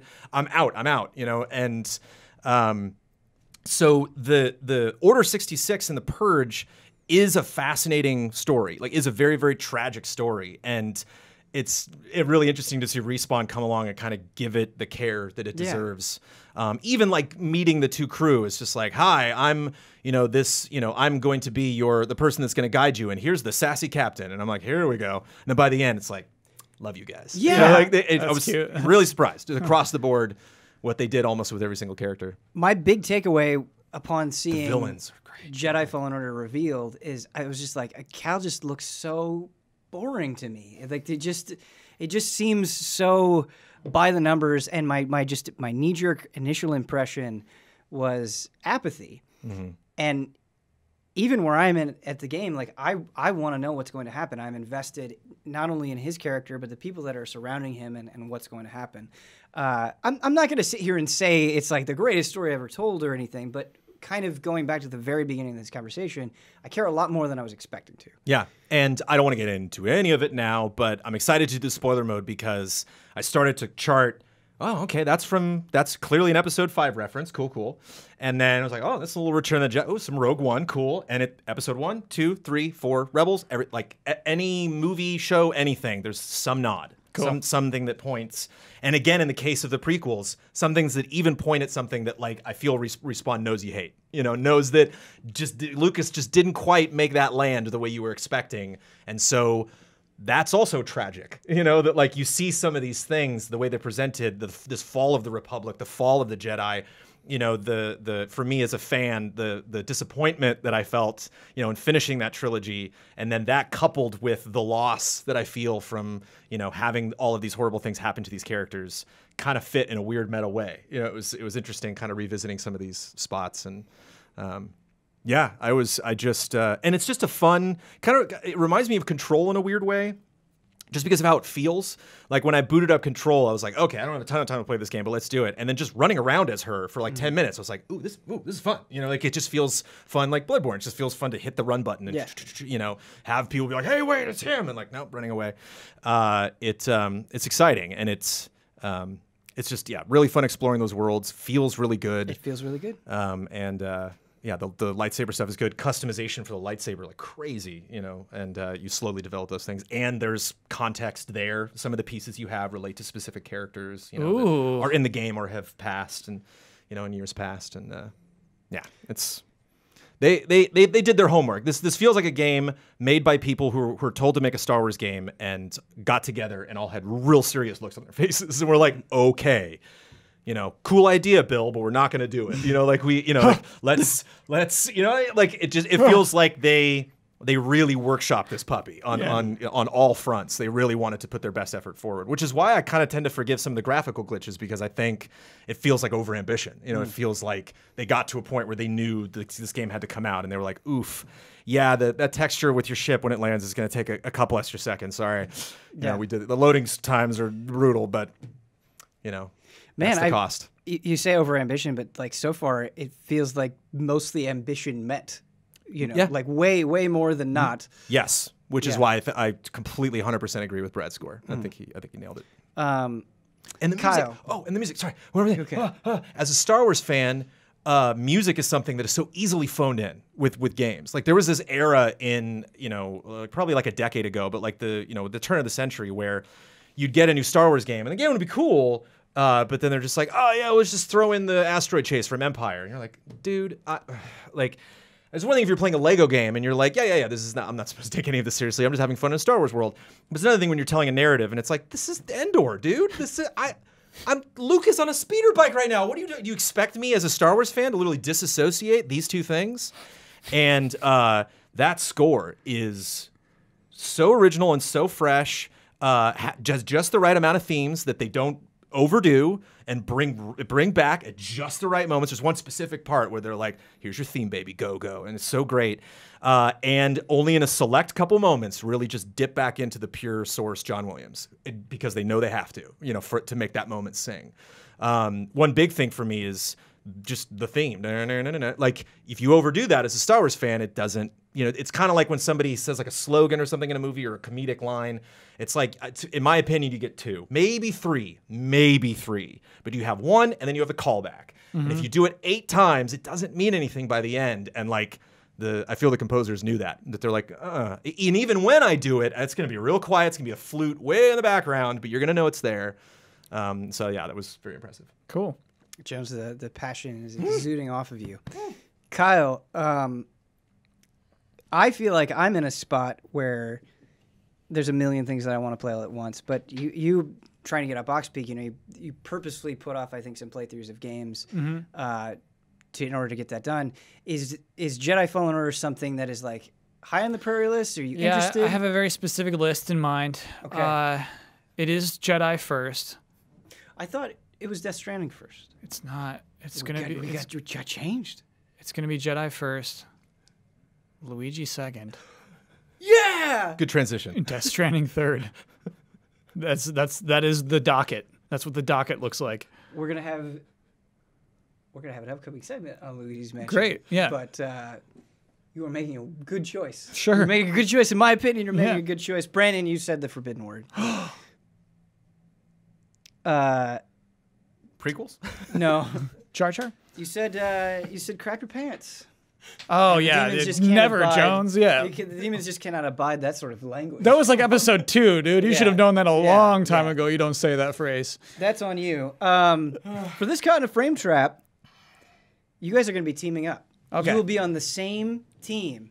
And so you will try to get as many points as you possibly can. The way this is going to work is I'm going to give you the name of a Galar Pokemon, and I will tell you how many types it is. If it has 1 or 2 types, and you have to try to collectively see if you can know the types. We got this. We got this. Based on the number, there's 8 possible points that you can get. Okay. I have created a rubric here that will determine your level. Okay, cool. Basically. I hope I get one. Yes. That's all. I just want one. So if you get one or... This is us together. This is one meaning 90% of this is going to be you. Oh, I get you. I get what you mean. So like if you get 1 to 2, you'll be at a different level than if you get 5 to 6. Yeah. Okay. This is like the last page of Game Informer. I love this. Okay. Are we ready? Yeah. All right. The first Pokemon is Stonejourner. Stonejourner. Mm-hmm.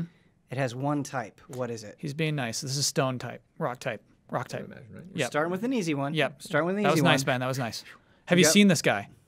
I think I might have seen this guy's previous evolution. It's tough because... No, he's just one. He's just by himself. Oh, cool. Then no, not at all. Okay, gotta see him. He's really cool.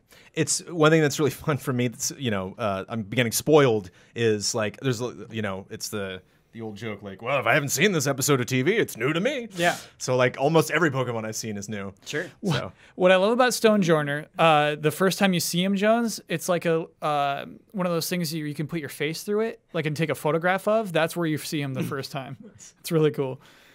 The next Pokemon, Okay. 2 types. Snom. Snom is 2 types. Snom is 2 types. Okay, so Jones, Snom is a pre-evolution of a snow moth. okay. So ice type is 1 Flying maybe? Flying ice? or bug. Oh, it's probably bug. Bug ice. You want to go bug ice? yeah. Bug ice. You are correct. Yes. 2 Yes. points. Yes. See, I had to say flying for you to know that was wrong. Yeah, you know what I that mean? is what that was, That's yes. where I'm gonna go. Yeah. I'm gonna take a right. You go left. Like, Yeah. okay. Yeah. Based, good. so the next one is our first evolution. It's Okay. the final form. And based on our previous conversation, Kyle, I think you've got this in the bag. Grimmsnarl. Very dark. That's what I'm talking about. Yes. That's how you shoot. Wait till you see Grimmsnarl, Jones. Wait till you see this very dark boy. He's so good. I'm pumped. All right. This is also a final form. It's one possible final form of 2. Flapple. Okay, so Jones. Flapple is it's really cool. It's an 2 types, by the way. It's an apple that has like a little worm inside of it, and then it can depending on what you feed it, evolves into 1 or 2 directions. Cool. Flapple, I believe, had the tart apple, and That is correct. is grass dragon. I was gonna say grass. Kyle, you are crushing this. Yes, grass dragon. I don't like Kyle- Flapple, by the way. That's a disgusting looking Pokemon. Do you worry when you nail like Pokemon trivia that you're like setting a precedent for yourself? Because that's You're the thing like- is, you're I'm like actually you're like- super bad at this. You're like Yes. establishing a persona. You're writing Yeah. checks you can't cash, basically. Exactly that. Yeah. I feel it. Because every time I'm like using a fairy type attack, and it's like that wasn't very effective, and I have no idea why. That happens to me a lot. Kyle, you have done excellently. Okay. You have 1 more Pokemon. Greedent. 1 type. Greedent is. Have you seen the squirrel? Yeah. The squirrel evolves Okay. into a big jolly squirrel, and that squirrel, you're just wandering around. Every Pokemon needs a Rattata. You know what I mean? Normal. Yeah, it's normal. I'm going to go through, so you got every point. Yeah. I'm going to go through the different levels. Okay. All right. All right. If you would have gotten 0 correct, Oh boy. it would have been fraud detected. Yeah, is what yeah. I We named would have. it. I would have frauded. Yeah, we would have had to We walk would have away. fraud detected. Yeah. If you Show's got, over. Yeah. If you got 1 or 2, you would have been a bug catcher. Okay, that's about right. Bug catcher. You're a bug Yep. catcher. If you would have gotten 3 or 4 right, you would have been labeled a super nerd. Whoa. Uh-oh. I'm nervous about where this is going, Jones. If you would have gotten 5 to 6, you would have been a gym leader. Oh, okay. 7, part of the Elite 4. Mm-hmm. 8, you're the champion. Yes. You're Feels the good. champion. Yes. Although, Ben, Yeah. there will be a time in the future where both Kyle and I will be on an episode of Frame Trap after the Marvel debacle from the last time that we were on. Yeah. I would love some kind of Jones-sided. I feel like we healed that just now. I thought that's what this was. I just watched you talk about. All right. Okay. No offense to Ben, it was a wonderful game. I'm just saying. Yeah, you're right. You're right. Jones, I thought I thought it was going to go a little different. I thought it was going to go a little different. Ben, I've had nightmares, okay? All right, Jones. Where the clouds part and lightning comes down and Thor is like, you didn't remember me. And I'm like, ah, Thor. To be fair, you did spend all my money in Astral Chain. Yes. On ice cream. Spend it all on ice cream. Okay. Jones, you know what? There's two things. There's two things that I'm walking away from this. I tried to pick Pokemon that I thought would be relatively difficult. Kyle exceeded those expectations. Yeah. Because either I thought maybe the Pokemon itself wasn't that memorable, or because the type wasn't super obvious just based on the name or looking at it. But especially without a visual aid, you did fantastic. Two things. Jones, you deserve a Jones-sided game. And I thought maybe teaming up would be more interaction, but it didn't happen. Kyle, you crushed it. So maybe we could do a Star Wars one at some point. Sure. Or Batman. Yes, I want to beat Jones at Star Wars. Yes. I mean, it has to be when you guys are on. Right. Right. On second thought, Ben, just follow your heart. Okay.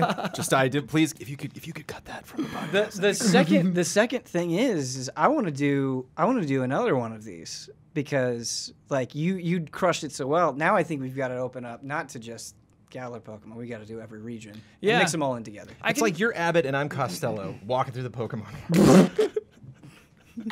You know? What's that Pokemon? Just like stepping into a bucket. Yeah. Costello, that's, yeah. Why, Jones, I gotta... Oh my God, he's level 26.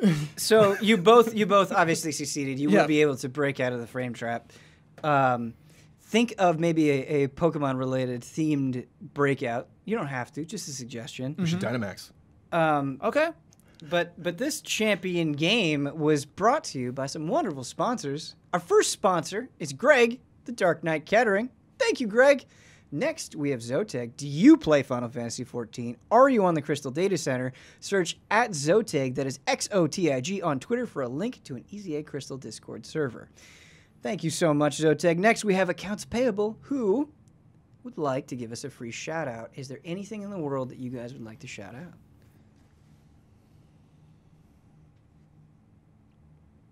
I don't deserve it. Yeah, I guess, so I just want to shout out. To everybody who's like trucking. You know what I mean? There's so much that can just drag you down on a daily basis. And it's like, to be honest with you, like a tiny miracle, like some of us even like get up out of bed. It's like there is enough reason to just stay in bed on any given day. So like if you're trucking, blow the horn. Yeah, keep on trucking. Shout out to everybody who's trucking. Kyle, that was great. And just to add on to that, because it's very much based on current events that I'm going through, I think sometimes when you maybe are feeling down, like you get this idea of like, man, like it's just going to be shitty forever. But if you can somehow force yourself to do it, even like the littlest positive change you can make, like really helps a lot. Yeah. And so don't be afraid to even take the smallest step. But thank you so much, Accounts Payable. Our next sponsor is Gift of Heaven, which is a rad and righteous RPG created by O.M. Hawkstelter for your 3DS. In this apocalyptic fable, World Emperor Mako Vise finds himself powerless to conquer the evil inherent in the Empire itself. In his unrelenting quest for utopia, he conspires with the last archaic vampire to combine Earth with heaven in an unholy alchemy intended to end the world as we know it. At the same time, the dread wizard Killboss seeks to destroy all life by summoning the Black Hole Sun. One way or another, the end is coming, and so is Gift of Heaven when you download the prologue for free by searching the 3DS eShop for the RPG Maker player and searching on the RPG Maker player for the nickname OM Hawk. Check out the Gift of Heaven YouTube channel to watch the prologue launch trailer, a weird promotional short film, and a Spooky Act 1 trailer. And let me know what you think in my thread on the Easy Allies forums. Thank you so much, Gift of Heaven and OM Hawkstelter. Our next sponsor is Daventry Vaporworks. Thank you. But now it is time for our mega sponsor! Team yelling that. ViewSonic, ever wonder what a gaming monitor from Tron might look like? How about the most Star Trek monitor ever? The new XG27 series from ViewSonic Elite has finally dropped and looks fantastic. Featuring innovative nano IPS technology, a mere 1 millisecond response time, and 165 Hz refresh rate, your monitor of the future has finally arrived. Visit viewsonic.com/elite to learn more, and for giveaways and updates, follow @ViewSonic Gaming on Instagram and Twitter. Thank you so much, sponsors. Gentlemen, how are we getting out of here? So, Jones, I figure I'll stand in the back. Mm-hmm. You will Dynamax. I haven't Dynamax. So what did you do when Wait, you Dynamax? is he Dynamaxing you? No, I'm shouting. I'm gonna give him the commands. Oh, okay. So you will Dynamax. My fan fiction. Got it. Do you want us to swap? Oh, okay. Just making a joke. So yeah, you grow. I think our move will be called D-Max Shatter. Okay. Okay. And so yeah, you do the D-Max Shatter. Okay. Jones! Dynamax! Jones! D-Max Shatter! I could feel that in the cheap seats!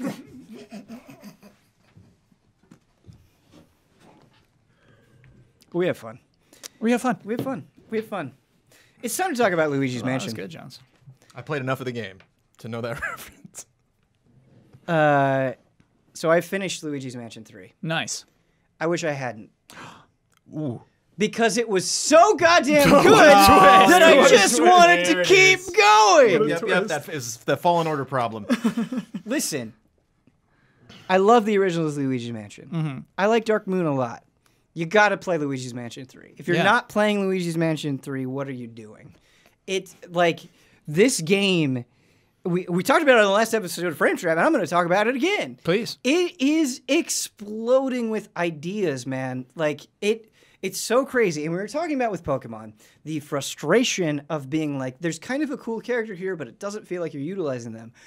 The way that they utilize the ghosts, and like these ghosts are not like these characters where they're going to have some crazy monologue and tell you all about their life. It's not about that. It's how they mess with you. And when you kind of go into their layers and the stories that they tell just by you playing the game, it is so well done. It's so concise and clear and awesome. Like going to every floor is a delight, and it just keeps going. Like there are like 15 floors and then 2 basements or something like that. Like there's a lot of floors, and so many of them like will just stick in your brain long after you leave, and they're not afraid to break out of the mold. And so you might have like this crazy garden level that is really elaborate and very vertical in a way that I won't spoil. But then you'll just go into a museum and it'll just be essentially be a boss fight. But that boss fight will be so interesting and have so much going on that you don't even care. And it's just like no theme is really off limits. Everything kind of makes sense. Every single room is packed with so much detail. And what really impressed me the most, you don't normally get with Nintendo games, is the difficulty curve is perfect. Ooh. Okay, maybe not perfect. Perfect might be a little strong. It's very good. Where I always felt like it was never trying to be overly cheap. Sometimes the controls are a little bit fussy. I totally agree with Ian on that point.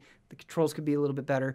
But in terms of the boss design itself, all the way to the end, they just keep slowly ratcheting things up where it's not like, oh man, it's so frustrating, I want to stop. But you feel like your improvement is being respected. And they make sure that all of the tools that you get are constantly being used in a way that I really respect, except for one maybe that you could argue is a little underused. But yeah, it's not perfect. I think maybe one of the biggest sins that it makes is there are these moments where Luigi will get an elevator button and then something will come and steal it, and they're like, oh, haha, that's cute. They do that maybe too many times, and you have to go back to previous floors maybe a little bit too much. I don't think that backtracking was necessary. Not awful or ruinous by any means, but not totally necessary. But just there is so much love in this game. Like Next Level Games, the people who made this game, like I can just envision them sitting in a room talking about like, okay, this is going to be the layout for this floor. And it's like, Kyle, I want to talk to you about with this game so badly because I feel like it's everything that you love about video games. Yeah. Where kind of the joy comes from the interaction. And like you will go into a room and you can see this. Like I really encourage people to check out the stream that Ian and Damiani and myself did because it was so much fun. And you can play this game co-op with another person. Somebody can be Luigi pretty much all the time. And we would be talking to each other and be like, oh, hey, what if this happens? What if this thing opens up this way? And we wouldn't quite get it right. And then we'd have an idea.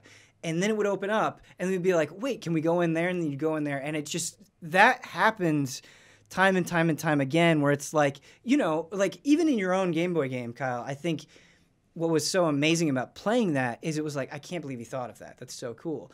That is this game, is it's like, I can't believe these guys thought of that. And yeah, I'm saying some of what I said before in the last time, but I think finishing it has reaffirmed that opinion so much. One thing I want to say about it, I played up to basically the lab, up till you meet okay. The goggles, the glasses guy. Egad. Up till you meet him. Fundamentally, it is a fun way to interact with environments to have a vacuum. You know what I mean? It's fun to jump, and it's fun to have this infinite vacuum that'll suck up any trash. Anything. Yes. You got a curtain, it'll suck it up. And so like there's just an innate fun of going through these areas and just doing the work. And it's playing, right? There's an essential playing to this game that I really, really like. Yeah. And you know, I think throughout it's less prevalent now than it was, but for a long time there was debates over like linearity versus openness, right? Mm-hmm. And like Luigi's Mansion, in the strictest sense of the word, is an extremely linear game. It is like you're going to this floor, you are sucking up this ghost, you are getting the elevator button, you are going on to the next floor. But it doesn't feel that way because you have so much flexibility to poke at things, and then you get constantly surprised with how deep that rabbit hole goes. There are rooms where I'm in where like there are floors that I go on, I'm like, this floor is so small, how did they hide 5 gems here? And it's like, oh, because they're geniuses. Cool. And they like make the ways super. My dad is calling me. They make the locations like really clever and fun and interesting. However, you get a lot of money. You get a lot of money, especially if you're the kind of person that likes to poke around. Mm-hmm. I don't think what you can use that money on is as exciting as it could be. And I think it could have evolved more in the game.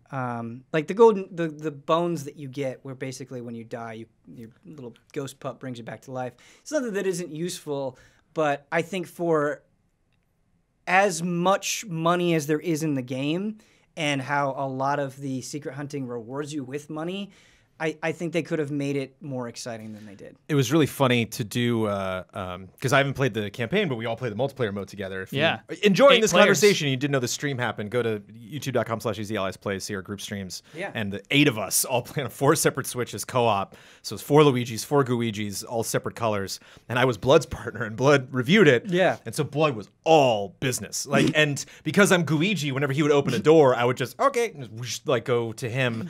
And it was so funny because he would be like, you know, he would go to check something or you know, look for a secret or find some item, and I would like see a chest in the corner and open it up, and like all this money would come out, and I'd be like, oh, let me get, okay.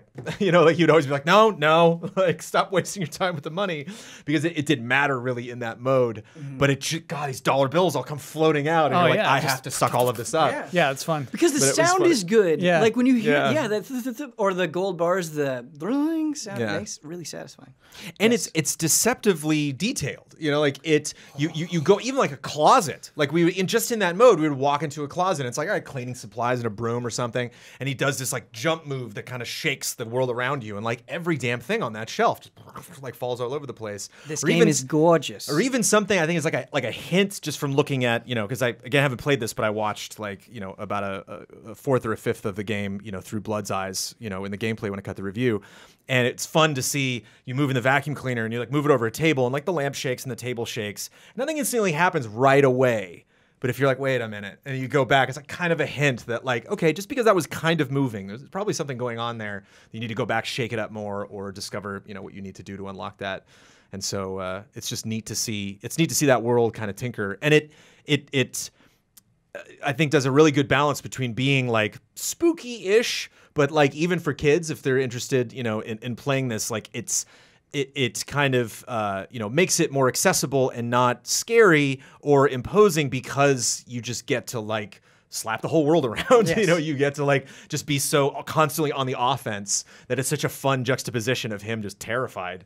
And you kind of touched on this, but like one of the things that I think is really done like top tier. I mean, certainly better than any Nintendo game I've ever seen. And it really takes something like a Naughty Dog or like a GTA to do something on this level, or I'm sorry, Rockstar, is the amount of expression from Luigi himself. Yes. And how that doesn't prohibit you from moving.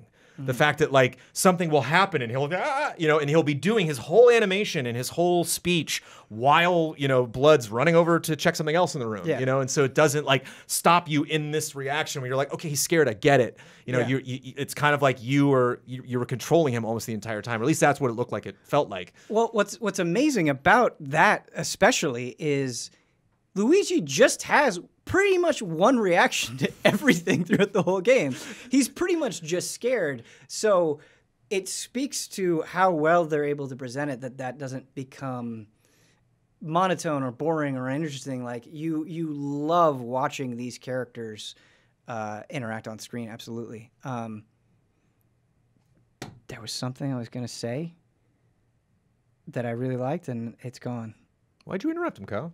No, I didn't. Nope.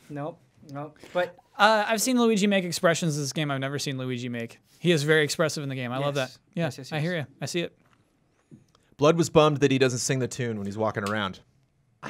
Yes, you mentioned Blood, and that is connected to what I wanted to say. It's not necessarily Luigi's Mansion itself, but it is interesting when you play games with different allies, how different the experience is. Mm-hmm. Because when I was playing Luigi's Mansion with Ian, constant conversation, oh, we got to do this, we got to do that.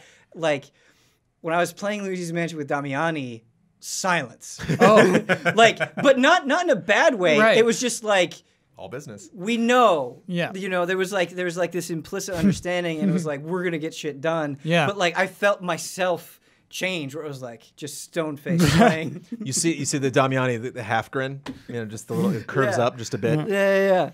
Like it is so interesting. I love that, where you can have a completely different experience just based on who you're playing with. That was all.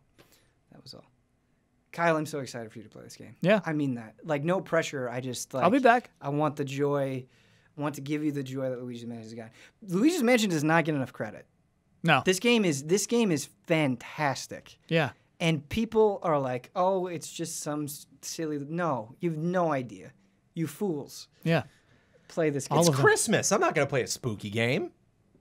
It's Christmas. It's always time for a little. That's what Huber was saying. It's a jolly spooky game. That's the difference. That's the difference. Dude, don't get me started on the Haunted Mansion at Disneyland, dude. He's like, I only go to Disneyland at Christmas. It's like, it's your fault. It's your fault you don't like the Haunted Mansion. It's Huber's fault. He was like, I'm going to wait a whole year to play Luigi's Mansion because it's horror themed. It's like... He's lying to us. That's a Huber lie. It's a legit Huber lie. Yeah. Okay. People are catching on to Huber's lies. That's one of them. He's going to forget he said that next week, He's going to be playing Shenmue 3. Yeah. And everyone, we all have priorities. Let him have it. Yeah. Let him have it. Let him have it. Let him have a year of Shenmue, please. Please make no mistake. I think from all of us comes from nothing but love for Huber and he's a force to be reckoned with. We have only talked about 3 games, but we're an hour and 47 minutes into the show. Mm-hmm. And I really want to talk about this. Oh, come on! I thought because it's been really it's been grinding my gears. Ooh, it's been grinding my gears because I've been affected by it in a way that I was not expecting. I want to talk about Google Stadia. Great. Before I go into my opinion and my own views, I just kind of want to bring to light some of the things that have been happening with the launch of Google Stadia. which Google Stadia technically launched on the 19th. Okay. The launch lineup has been underwhelming. We can talk about what's on that. What it is as a service and what you have to pay for, I think, has been confusing by people who haven't been adamantly following it.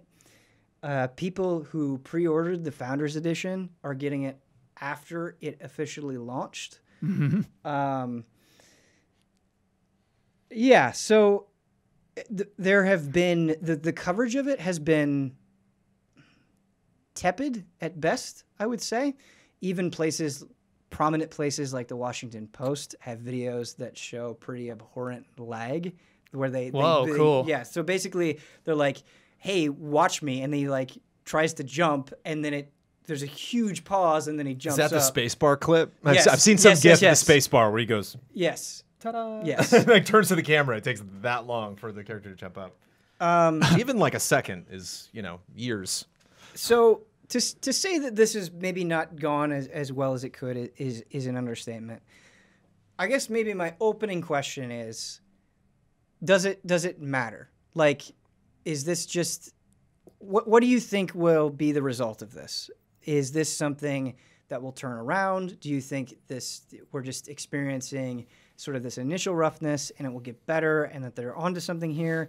Do you think that this will be an Ouya situation where it's, it receives this attention for a time and then we completely forget about it not long after it releases? What do you think now that it's out in the world? What will be the legacy of Google Stadia? I had a new thought today. Ooh, let's hear this. I had a brand new thought because my opinion, I said this as much on the podcast last week, and I still kind of feel this. I'm like, if I'm right in the middle, one side of the fence is you only get one launch. You can't, unless you clearly set yourself up as Division, Destiny, Fortnite, something that you're like, just wait, more stuff is going to happen.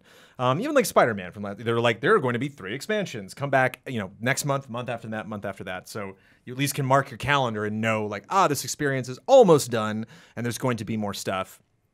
But with a console, like you don't get 5 launches. You don't like, I'm not going to show up in 2 weeks and be like, oh, is this when we're having a party? Like when's the unboxing? What do we do? Especially between you and Bloodworth, trying to figure out how we're going to cover this at launch and experiencing your frustrations and being like, man, we're here.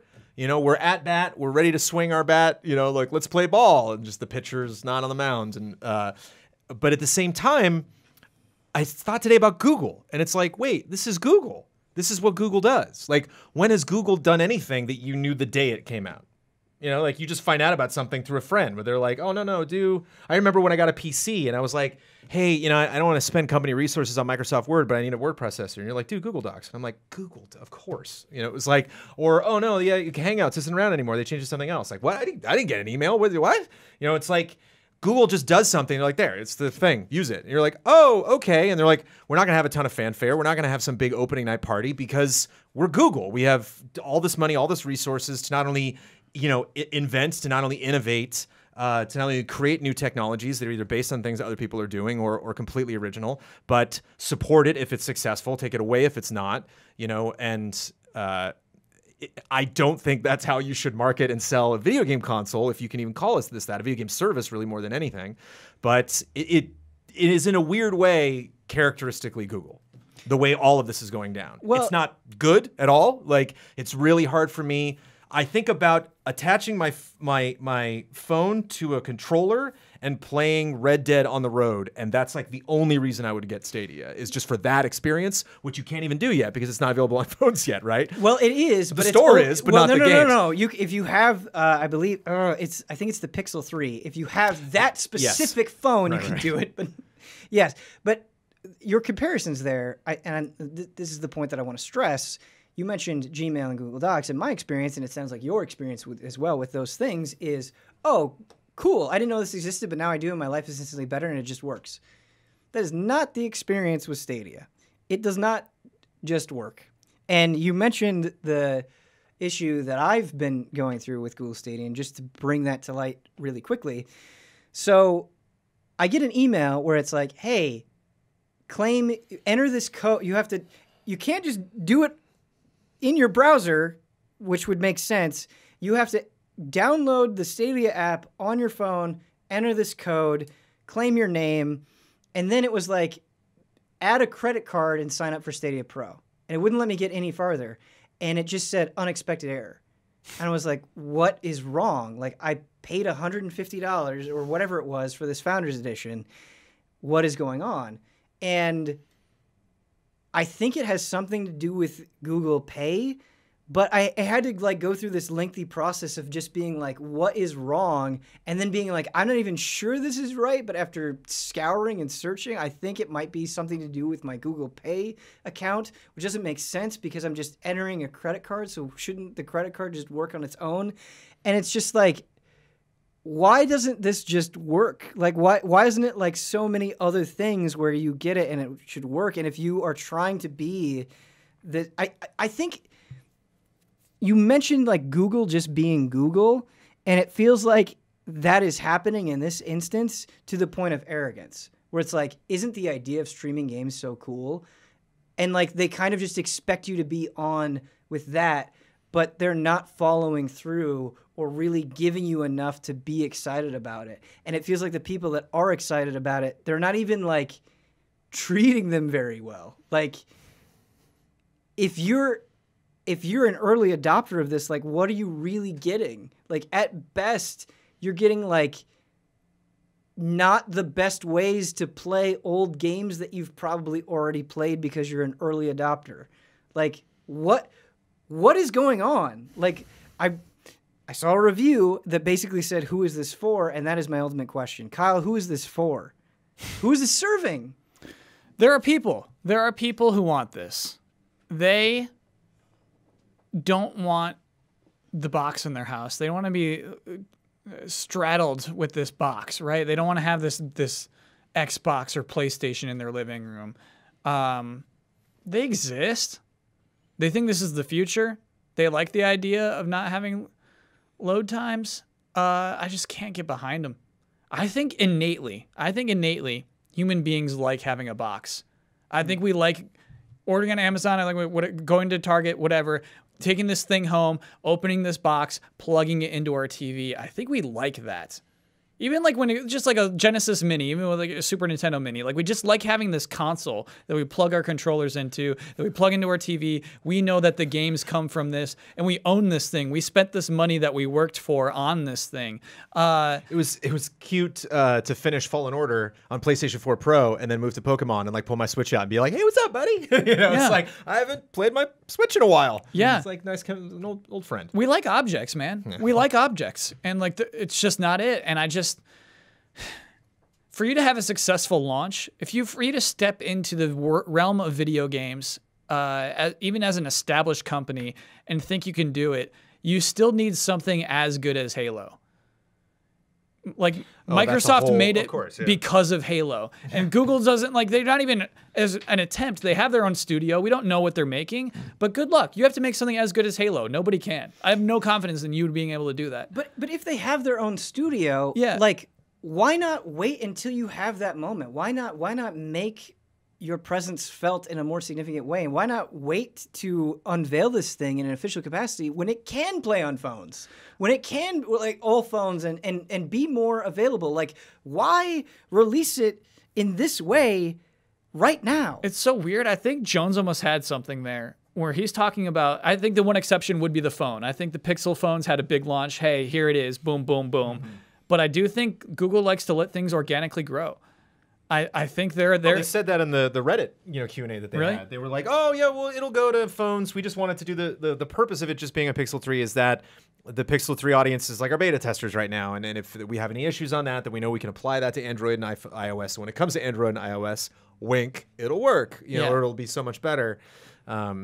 And yeah, I almost feel like, because I wonder how many alarms are going off at Google right now because of this. They're probably fine, man. They're probably totally fine. That's the impression I get. This doesn't feel like an emergency. Like I don't know why, because I don't know anything really about Google corporate or like how that business is run. But I wonder if they think, you know, when xCloud happens, when PS Now gets upgraded, hopefully for PlayStation 5, you know, when just internet speeds in general, you know, we move on to the next tiers and it becomes more prolific, you know, across the US and other countries, then, you know, or let's just use xCloud as an example. When specifically, you know, Microsoft is like, okay, now xCloud, Google will be like, we did Stadia last year, get in line. And it's like, this works better. Games are better. They just launched a couple new games on this, and Google's like, we don't care. We were around last year. And it's like, that's not what matters ultimately. But if they're like, you know, we were out in 2019, end of story. We were first. You know, it's like that. I wonder if that's really the big win, because it feels like they are getting this out on such a small percentage of what they claimed it could do. Right. Yeah. Right. That is another part of this story, is it is launching without a lot of features. It's like the tortoise and the hare. Yes. You know? But their idea is it'll be Gmail someday, right? Their idea is that it'll be this thing that we all want it to be someday, and you just got to start somewhere. You can't launch with it perfect because, as Jones kind of said, they don't launch perfect. They never do. I mean, I am interested in game streaming. I think there is a future there. I like the idea enough to spend my own money to see what a lot of your own money. Yes, a lot of my own money. But like you talk about like Gmail and filling a purpose. It's not, I think, a purpose that is so necessary that I'm like pining for it. You know what I mean? Like, I can download games on PC and console and my Switch. It's like not that much of a hassle. You know what I mean? Like it's, and there are so many games coming out on so many different platforms that my time is more than occupied, and we have next generation consoles coming out very soon that I think I just want to see a little bit more like gusto, man. Oh, like, yeah. These had to blow us away. These games, for the service to work, had to blow us away. That's the irony of Google Stadia is the one thing that I do agree with, and the one thing that I've always known about humanity, and it's like this is always going to take precedence, is just ease of use. You know, it's just laziness. We're all lazy. Yes. You know, I always think about keys with cars, that it's like, oh, you just put a key in a car door and open the car. And it's like, no. Now you can press a button. And it's like, no. Now you can just press a button on the handle. No. Now you can just pull the handle. And now it's like, no. Now it just knows you're close to the car and will open the door for it. You know, it's like at some point, literally the seat is going to just grab your butt and put you in the car because people are going to want that because it's easier. It's going to be attractive. Cars are just going to drive themselves someday. Like, we are super, super lazy, and we're always going to seek that out. And it's just hilarious that Google Stadia is based on that convenience, and it is currently incredibly inconvenient. Right? Yeah. It's odd. And things, we have recent examples that have been talked about to death where things have turned around after a very abysmal start. But I think in some ways the rough start of the Xbox One affected it for the entire generation. Like, it takes so much effort and consideration to turn the ship around, and I just don't know. I don't see a willingness or an effort in Google to try to do that. I feel like there is so much either apathy or disappointment or anger directed at Stadia right now that it's like, why are you putting this mountain in front of yourself in this way? I don't know. I don't know. I don't understand this product. Yeah. In any way. However, maybe an element of that is, I think with the internet, there can be dogpiling, where like something is bad, and so everybody just kind of jumps on it without really giving it a chance. Maybe there's some dismissiveness there. It's not really like a proper evaluation. Do you think there's any of that element at all with Google Stadia, and maybe over time, and maybe once kind of the initial wave of negativity has passed, that there is a chance for hope here? Just trying to play devil's advocate. Ben, I think they are lucky to have negativity right now, because really what I think comes next is indifference, which is way worse. Yeah. I think they're lucky to be a joke today, because in a few months they could be forgotten about. I'm not mad. Yeah. I'm just indifferent. Yeah.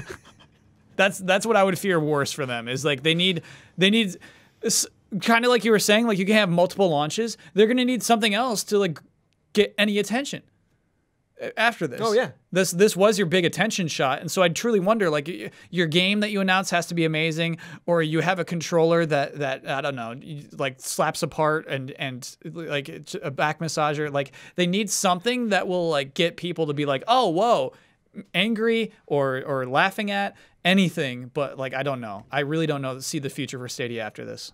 Like this was it. Do you think there is any chance that the Google Stadia teams that are working on Google Stadia games that we don't know about yet, do you think on their own they could be enough to help right the ship? What do you think there's a way they could present themselves? Man, what does that game have to look like? I don't know. You know, it's no, I think that those teams have probably, what I would recommend is reconciling with the fact that you are not going to make a very popular video game. You're going to make a game that people might like. They might love it. They might have a great time with it. It might be a very, very good video game, but you are trapped in a platform that is flat out unappealing to most of the people who love video games. Right.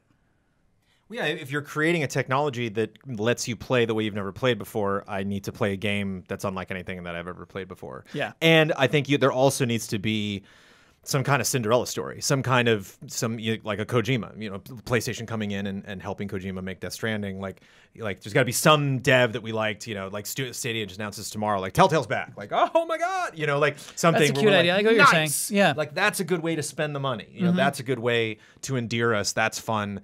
Damn, I want to play. Oh, Walking Dead new. Okay, yeah, all right, I'll check it out.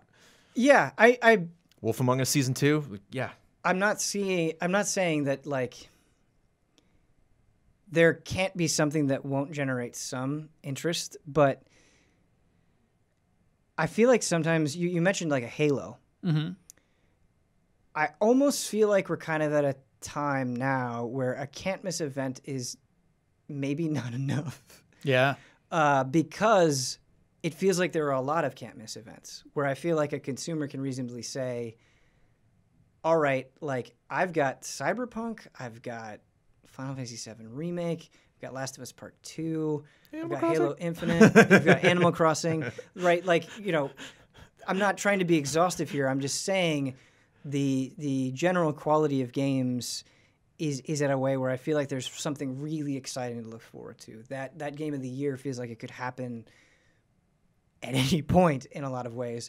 And so even if Google comes out and you get these previews that it's like, this game is great, I don't know that is enough. I don't know if that is enough to make people invest in their ecosystems. Like even something like, and it feels weird saying this because we're recording it before the footage has happened, so this could look especially foolish, but I do think it is telling that even the initial reaction to the VR Half-Life project is kind of muted. Yeah. For something that for a series that has generated, so much reverence in the past, and that's because it's on hardware that a lot of people don't have. Right. Well, it's a prequel, which and is it's a prequel. There are other reasons. It's a slap. Yeah. I call it a slap. It's a slap. That's a HOTTAKE. I'm not saying the game is going to be bad. I'm not saying I'm not going to play that. I mean, it's VR. I love VR. And like I'm that game's customer. Like I'm going to be all over that. But it's it's kind of like the Diablo mobile game. It's like a perfectly fine project when announced in the right context, but being like, Valve comes on stage, oh my God, Half-Life logo scene, oh my God, and like VR, prequel, it's like, you had to know that wasn't. I think in that case, they announced that the right way. They announced it 2 days early saying, okay, this game exists. You'll see the first trailer on Thursday. Like actually, you know what? Because of that, I think they made the right call there. But this is a very Kyle Bossman thing to say, but like, and this, again, not to dogpile, but like, I want to bring the launch lineup into it a little bit. This feels like your grandparents buying you Christmas games for Christmas, where it's just like Metro Exodus, didn't you? You're like, well, yeah, I already played it, but but I got it. You mean Stadia? Okay, yeah, or and like that's like you like Half-Life, like oh my God, Half-Life, yeah, like wow, you really nailed it, and just like, well, do you have a VR? I know I don't, but I can get it, I guess, for the okay. You have to smile. Like, yeah. You know, like it's how do I feel bad about a thing I like? You know, it's a very weird. Okay, it's a weird place to be. This shit seems so obvious. The more I think about it, the more infuriating it gets. Like, you talk about Stadia Pro, right? And they're like, hey, you'll get free games. Mm-hmm. The first free game they're giving you is a free game that has been out for a long time. Oh, Destiny 2. Yes. Right. Yeah. Like, this is not some crazy unsolvable thing. Imagine, and again, just trying to illustrate a point. Imagine if it was something even as simple as like Jedi Fallen Order. That would have been big. Yeah, or it's like, oh, well, I was going to play it anyway. I'm kind of curious about this. Like, there are so many other things it could have been. That is not a knock on the quality of Destiny 2 by any means. It just, like, your first free game is a game that is already free is crazy to me. Yeah. But not crazy to these execs. Even if you were to tell them that, they wouldn't be like, oh, and then get their, colleagues on the phone and be like, we messed up. They'd be like, "What?" It's just the vibe that I get. Don't you understand? It's the complete edition, right? So that was the point I was going to bring up. Yeah. So look, the dynamics are very different. We went to Bungie last year, and the stuff that they're doing there is really exciting. It does kind of feel, Brandon. Like I really love that grandparent analogy, or it's like somebody that was like really paying attention to video games like 2 years ago, but didn't get their message across until now. Like, you look at that launch lineup and it's like, this would have made sense in the past, but it feels so behind. And they added 6 games. Like, well, I'm so curious what the story was there. They're like, here's our launch lineup. And then 2 days later, never mind, here's 6 more games. It was like, were you hiding those? Or did you not? Yeah, did you get backlash from the 18 and then you did move to 24, I don't know, or 24 to 30 or whatever? It's so strange. Those weird, these extra games. Like, were you planning on announcing those later or what? It's odd. That may have been it. Like, we talk about how you actually have to get headlines. You have to space things out. I wonder if they were like going to be bigger announcements a week later and in the week after that, and they pushed them up to get a bigger headline. But like, man, that's not it. It's not it. But you did say, they believe that this is the future, and I think there is a future there. Like, I think there is, this would be a different conversation if it was available on all consoles, at the start. If there was a super crazy, compelling free game, even something from super earlier in this gen, even if they maybe pulled an exclusive away from PlayStation or from Xbox, like that would be a coup. Like, there is a way they could have nailed this. And I think there is, man, if I can play Red Dead Online on my phone, I'll leave my Switch at home in a lot of cases. Like, there are a lot of games that I would be very, very curious to check out. I am curious to check out Red Dead just in general on this thing. I think that's like one of my big curiosities.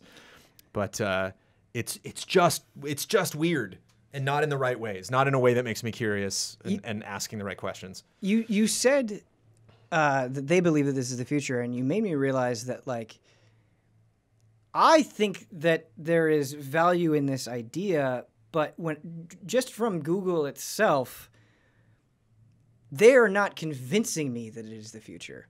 Like, they don't even really have a person that talks about this in a way that I've seen that is compelling. Like, when you want to be, you think about like Steve Jobs, right? Where he could get on a stage and talk to people and present things in such a way where, like, actually, I didn't think about it that way, or you've convinced me. Like, I can't pin anything like that on Google Stadia, and of course, expecting maybe the caliber of somebody like Steve Jobs is not fair or whatever. But the point that I'm trying to make is that, like, everything I see about Google Stadia and everything that I've experienced thus far is like, you guys don't get it at all. Like, I don't even think that you guys get it. And that is what is most concerning, is like, you are taking this idea and you're not even presenting it in a way that is exciting or that I can understand or get on board with. Like, so much of what you're doing doesn't make sense and feels like, I don't know, where are you going with this? Like, there needs to be that message or that person that can, I think you as somebody who wants to buy into this makes you feel like, oh, it's going to be all right in the end. You know, somebody guiding the ship, and I just don't see that at all. It's a weird place to be with Google, because usually when Google removes a feature or something that I use, and I think like, oh, that's a bummer, I use that thing, but I mean, what the hell do I know? You know, like I didn't invent it in the first place. Clearly, this was created by people much more intelligent than I am, and so it's odd to be like, that's not the way I would have done this video game thing. You know, like I still think this is a company full of geniuses, but something feels off. Feels kind of icky to talk about. I don't like being negative about it, but it's perplexing. It is funny to think that everyone who worked on Stadia got through one of those horrible Google interviews. You know what I mean?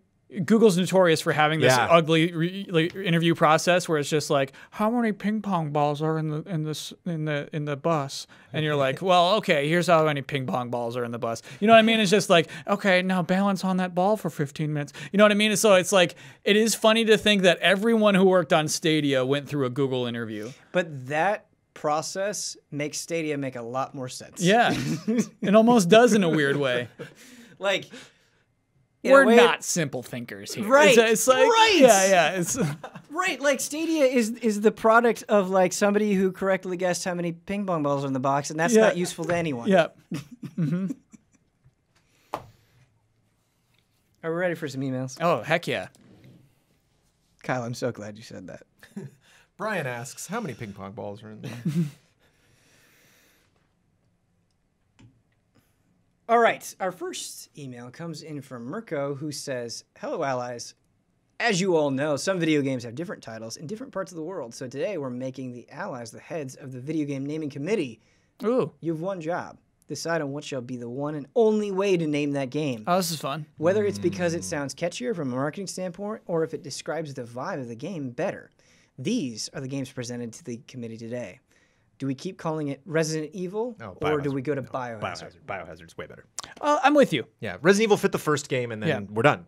We've never gone into a house later. Like, you know, like they constantly move around. By the time we got to 5, it's like, what's Resident about this? Yeah, because you think about the whole premise of Resident Evil. Yes. It was interesting when I did the retro back at GT. I was like, oh, this is a game about horror, and then I'm like, well, yeah, this is a game about monsters. This is a game about big-ass monsters. This game is about Frankenstein. Like, that is, you know, the plot of all of these. Militarized horror. Yeah. Heck yeah, dude. Biohazard. Yes. B.O.dubs. Fahrenheit or Indigo Prophecy? I gotta say, there's not a lot of investment for me with this franchise. I don't know what either of those games mean in the context. I know the game. This is early Cage. Yes. So I played through Indigo Prophecy around the time it came out, and I really liked it except for the atrocious end. Let's go Fahrenheit. Well, what you know what I think when I think of Fahrenheit? The book. You know, sure. So it's always a bad idea when, you know, 3 syllables Good in. point. I'm wondering if you mean the other thing. Good point. Counter. When I think about David Cage, a title like Indigo Prophecy sort of fits. Yeah. There's a fluffiness to it that I think prepares you for. It's the right name. It's not a good name, but it's the right name. Also, you toss a game my way that focuses on story with the word prophecy in the title, and I don't know. I get pumped a little bit. Are we going with Indigo Prophecy? We are. I like that, yeah. Fatal Frame or Project Zero? Fatal Frame. Fatal Frame. I agree. Yeah. I'm a sucker for alliteration. Brandon, this is going to fall on you, I feel like. Bully or Canis Canem Edit? Oh my goodness, Bully. Yeah, come on. Yeah. Come on. Because, and I might have just played Bully recently, but that game is about, you know, before I played it, I was like, oh, it's about this bully. And then I played it, and it's like, oh, it's about bullies. Nice. And who watches The Watchmen, who bullies the bullies? Like, what does that mean, you know, to, you know, different types of bullies and different ways to bully. A principal can be a bully. Ratchet and Clank 2 Locked and Loaded or Ratchet and Clank 2 Up Your Arsenal? Afraid we gotta go with the pun in this instance. Locked and Loaded is way too generic. Yeah. We'll take it. We'll take Up Your It's Arsenal. like a Mountain Dew flavor. Jet Set Radio or Jet Grind Radio? Oh, that's a tricky one. And Grind wins for me. Sure. It gives me a better indication of what I'll be doing in the game. Yeah. I agree with that. Yeah. I do agree with that. However, I feel like Jet Set Radio just rolls off the tongue better. Oh, it does. And I like that a lot. Sure. It's like Red Dead Redemption. Brandon, what do you think? I like Grind. Okay, we'll go with Grind. Crackdown or Riot Act? Wow, this is like the first one I did not know. I did not know it was ever called Riot Act in any other country. Yeah. I think this is the first time I've seen Riot Act as well, and it sounds pretty cool. Do you want to go with it? But I think Crackdown is good. It's right. Yeah. Crackdown's right. Okay. It's rare you get those 2 syllables. It's like, oh, I know exactly what that one franchise is. Crackdown, that's nice. Riot Act sounds serious. Riot Act sounds like somebody's uncle died and forced them into some sort of rebellion against them. Crackdown's like, no, you're a cop who jumps around. Yeah. I have pretty strong opinions about the next 2. Okay. Mother or Earthbound? I don't know what mother means. Mother. I don't know. I mean, Earthbound doesn't necessarily mean that much more to me, but I've seen. I don't think Earthbound. I think Mother is a cleaner, simpler, more concise title. Earthbound is a really cool title for this game where we're trying to get home. We're astronauts trying to get home. Mm-hmm. I'll give you Mother. And also, it's kind of like Mother. It's like, let's set it right in a way that's like, let's stop calling it Dragon Warrior. You know? Hey, our very next one. Oh, okay. So we're going Mother? Yeah. Okay. Very next one, or no, I'm sorry. We'll switch the order of these. Yeah. Dragon Quest or Dragon Warrior? Dragon Quest. Yeah, we gotta do Dragon Quest. Let's make it right. Yeah. The Evil Within or Psycho Break? Psycho Break. Psycho Break. Psycho Break. Psycho Break, Brandon. I almost think if the franchise would have had like 5% more success if it was called Psycho Break. Sure. It's like Crackdown. Yeah. Sure. Psycho Break. I mean, the only thing that the reason that story is terrifying, and both of them, is the feeling of entrapment. The feeling of reminds me of what is the with Leo? Yeah, where when's he gonna get out? When's he gonna get out? You know, and am I still in it? You know, like what are the boundaries of this world? Like that's creepy. It's stuck. It's creepy to be trapped in a dream. It's scary, but I guess Psycho Break, you know, it's kind of going mad at the same time. I think Psycho Break, just the verbiage there is this just like more aggressive and attention grabbing. I feel like Evil Within is just more generic and flat. Yeah, to me. Sure. Just doesn't strike me, Jones. On the page. 2-1. I'll take it. Bare Knuckle or Streets of Rage?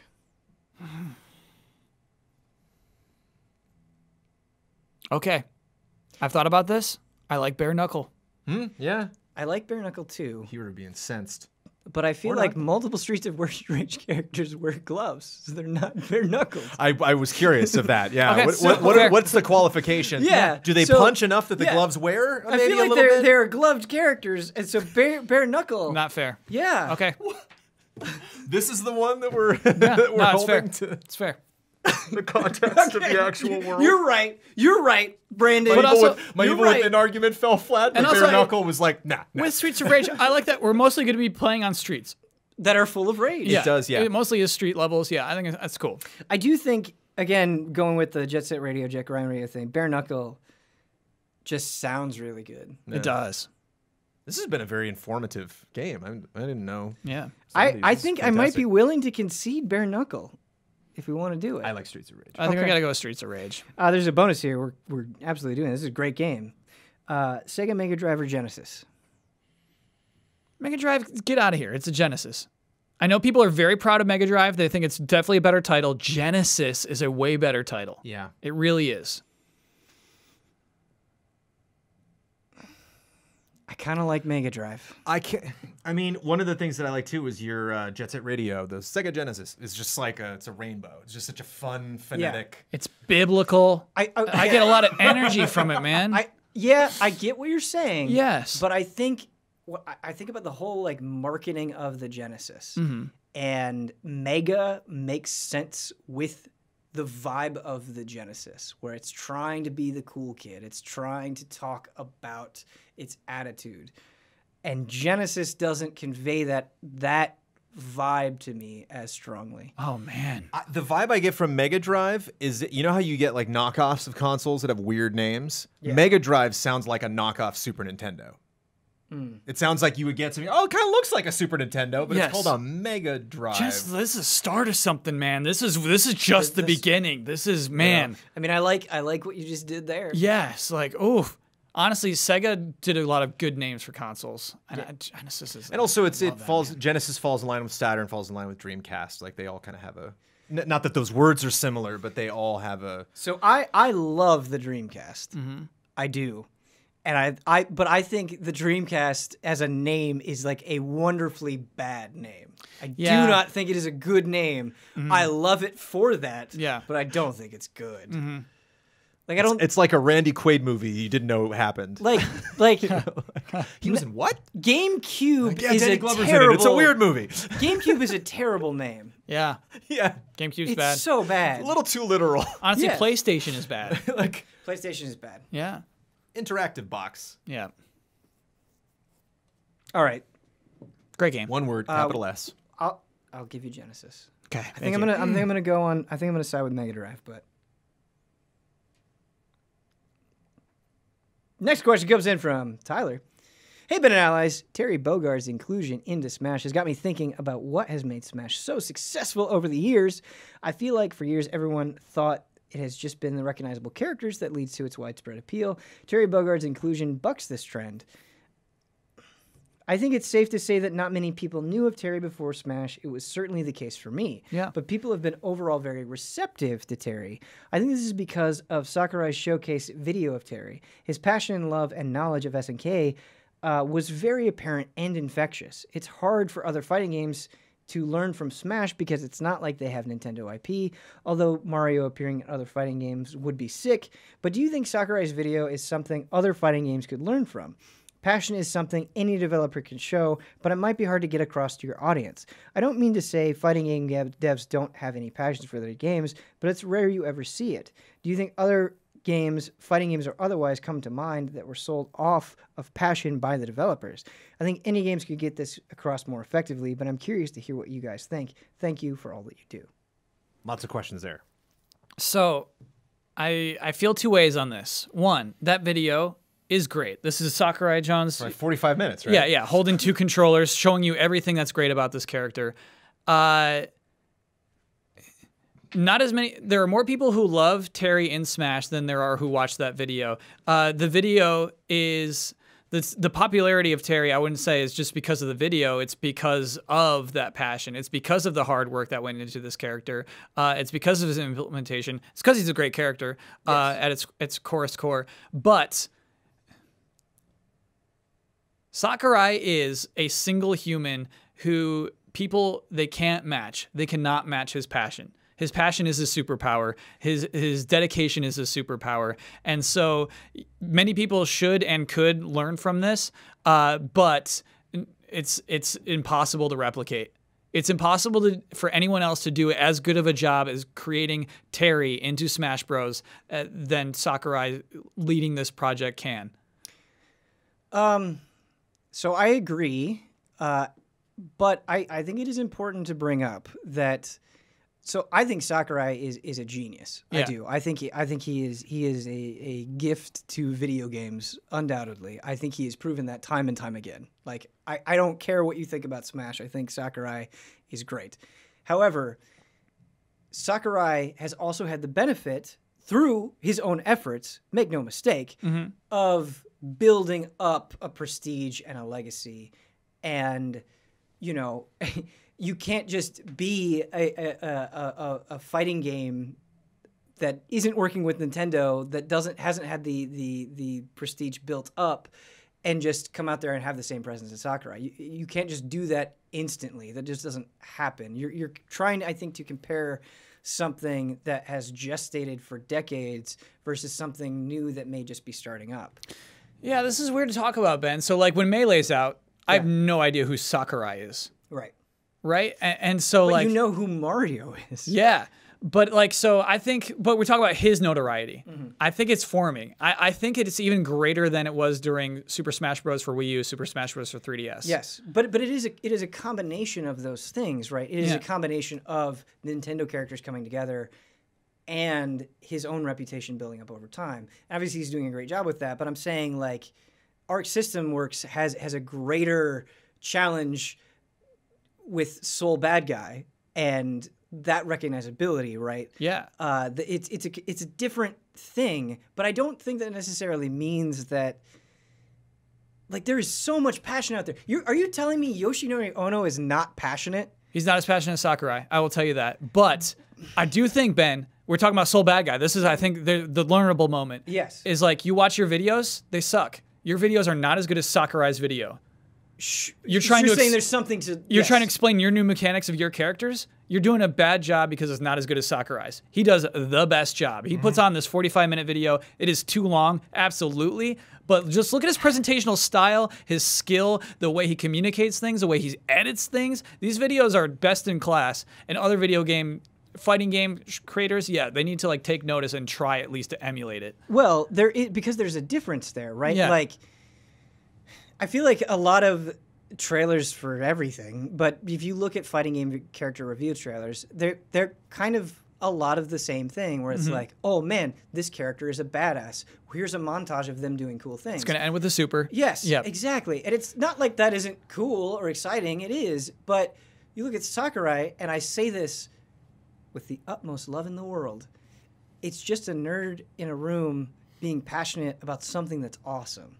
There's kind of this like nakedness to it where it has kind of that mix of like authentic and open, but there's also like, it's a great presentation. Like, it's compelling and it's interesting to listen to, and it's clearly like they put thought into it. And so it's kind of both things. It's not just somebody like getting on a stream and rambling. It's not quite that, but it's also not like a 1-minute trailer that you feel like you've seen 100 times before. I think it is worthy shouting out whoever is in charge of the localization of even Sakurai's marketing, right? Like, maybe there was like a little hubbub about just like, well, he didn't say the good boys and girls. It was something else. It was about the Seiro rating. Like, those things pop up. But a great deal of his personality comes across in his presentations that is really hard to do across languages. And so I do want to applaud whoever is responsible for those as well, because those are great. Like, these videos are really, really good. I do feel communicated to in the most clear and fun and entertaining way. And like, that is something that's hard to buy, but worth investing in, I think. If we talk about like Guilty Gear, if you could find someone who can translate as well as that, localize as well as that. So when those people are talking to us about the new mechanics of the Guilty Gear game, they come across, But you have to value those people. You have to recognize their strength and utilize them in a way that capitalizes on their talents. Like, I think of like Tak Fuji and what an incredible force that he was, but it felt like Konami just kind of like shuffled him into a corner and didn't recognize like how infectiously fun that man was to watch. Yeah. A more relevant example is, I feel like there are people that have worked with Capcom in the fighting game division who I don't feel like were given the proper resources or space to shine in a way that maybe they could have. Yeah. I think Seth Killian is a good example. I think Mike Ross, hosting Capcom Pro Talk, the way that he talks about it now is they were like, hey, this has no value to us. And it's like, what the fuck are you talking about? This has so much value. Yeah. You have no idea. You're just not utilizing it in the right way. Whereas I think tying this back into the Smash presentation, they are using Sakurai in the right way. Yeah. They are valuing him. It's also a bit unfair because there's no franchise like Smash Brothers. It's something that's built on the strength of other things. And for someone that, when Simon Belmont was announced, I was like, here we go. And actually, in that trailer, there were moments where I was like, whoa, rewind it 15 seconds. There's so much information. I just blurred out. And like, these are games I know, characters I know, abilities I know, weapons I know, bosses I know, environments that I know. Where Terry comes along and I know that like, oh, I don't know anything about this, but I know it's going to be done with the same amount of love and care as Castlevania was. And so here's not only something that I can appreciate just, from a visual standpoint, but it's going to be a fun opportunity to celebrate King of Fighters, to learn more about this franchise as a whole. Yeah. And to go in and enjoy this. And yeah, I didn't just play a King of Fighters game, but like I did learn like a little bit more. It's kind of like you think about something like Marvel vs. Capcom. You can put Spider-Man in that game, but when you think about something like Smash Brothers, you have Mary Jane, you have Aunt May, you have his apartment, you have New York, you have the Daily Bugle, it just never stops. So you just keep having these things, and it's not all done on the same level. He'll still surprise you with things. And so it's really fun to play a game like that and not just think, I want my own favorite things to be in it all the time, and then when something I'm not interested in is in it, I'm tuned out. I was watching that Persona trailer having only played 10% of Persona 5. My jaw was on the floor. Like, oh my God. Like, that yellow and black stage looks sick, and just like, I'm just not as connected to it as other people, but I get it. I see why this will resonate with other people. It's kind of like when you're with a friend and they play a band you don't like, but you like your friend, and so, yeah, okay. I for just a fleeting moment, I get it. I understand why you like this thing, even though I'm not going to go home and listen to it myself, but I enjoy it when I'm around you, and that's Smash Brothers for me. But so you saying like Smash Brothers, just in terms of like recognizability and as a brand and what it gets to work with is in a different league, I completely agree with that. But I think that is exactly part of the problem is expectation. Like, you have to scale these announcements and these things in a way that makes sense for each individual game and let them grow by utilizing the things that you already have. Like, the FGC is amazing. It is amazing. Some of the most charismatic, passionate, and knowledgeable people in video games are in the FGC. And I just don't feel like sometimes that is being recognized in the way that it should. Like, the resources are already there. You don't have to, like, find this unknown thing out there that is like unidentifiable. Like, there's so much going on that I think could just be utilized better. Like, there are people who are dedicating their lives to this stuff in a way that I think they could make your game more exciting if, like, you could just work with them in a way that made sense, and you could listen to what they wanted out of these games in a way that makes sense. Like, that community is there, I think. He reminds me of in a weird way, because you said he was a genius. You said very nice things about him. Kind of reminds me of Walt Disney in that he's borrowing properties. He's taking things. He didn't write Pinocchio. He didn't write Cinderella. He didn't write Snow White. He's taking these properties. He's packaging them in a way and telling them to a brand new audience. And you have something like Mulan, which I'm very actually excited to see the new live action version, because they're actually going back and telling the story of Mulan. And through that process, I was like, I didn't know about this legend and all this other stuff. It's like, oh no, Mushu's not going to be in it. And like, Mushu's not going to be in it. It's like, no, we're going to tell the story. We're actually going to tell like what happened. And so Disney understood that there is a lot more to these characters. There's a lot more to these stories. There's a lot more depth and nuance. A lot of this stuff is actually originally intended for a much more mature audience than I'm presenting it to. And all of that stuff is still there. You can be inspired and still go seek out those things if you want to learn more about these properties. It's also just a fun hour and 10-minute movie if you want that. Mm-hmm. So I can play as Terry. I can play as Joker. I can play as some of these, even like Banjo-Kazooie, having only played the first Banjo-Kazooie, and still be like, that was just great. That was so much fun. I'm curious to learn more, but it's just not in my wheelhouse, not in my experience level. And he just, like Kyle was saying, just through his excitement, it's amazing that he can have the same measured, present the same measured appeal for all of these properties. And then he's never made an announcement where I'm like, oh, this is clearly the one he really likes. It doesn't seem like he has his favorite children. He always brings the same level of enthusiasm. Yeah, but I mean, I think a huge part of that appeal is like him speaking so passionately about the legacy of this thing.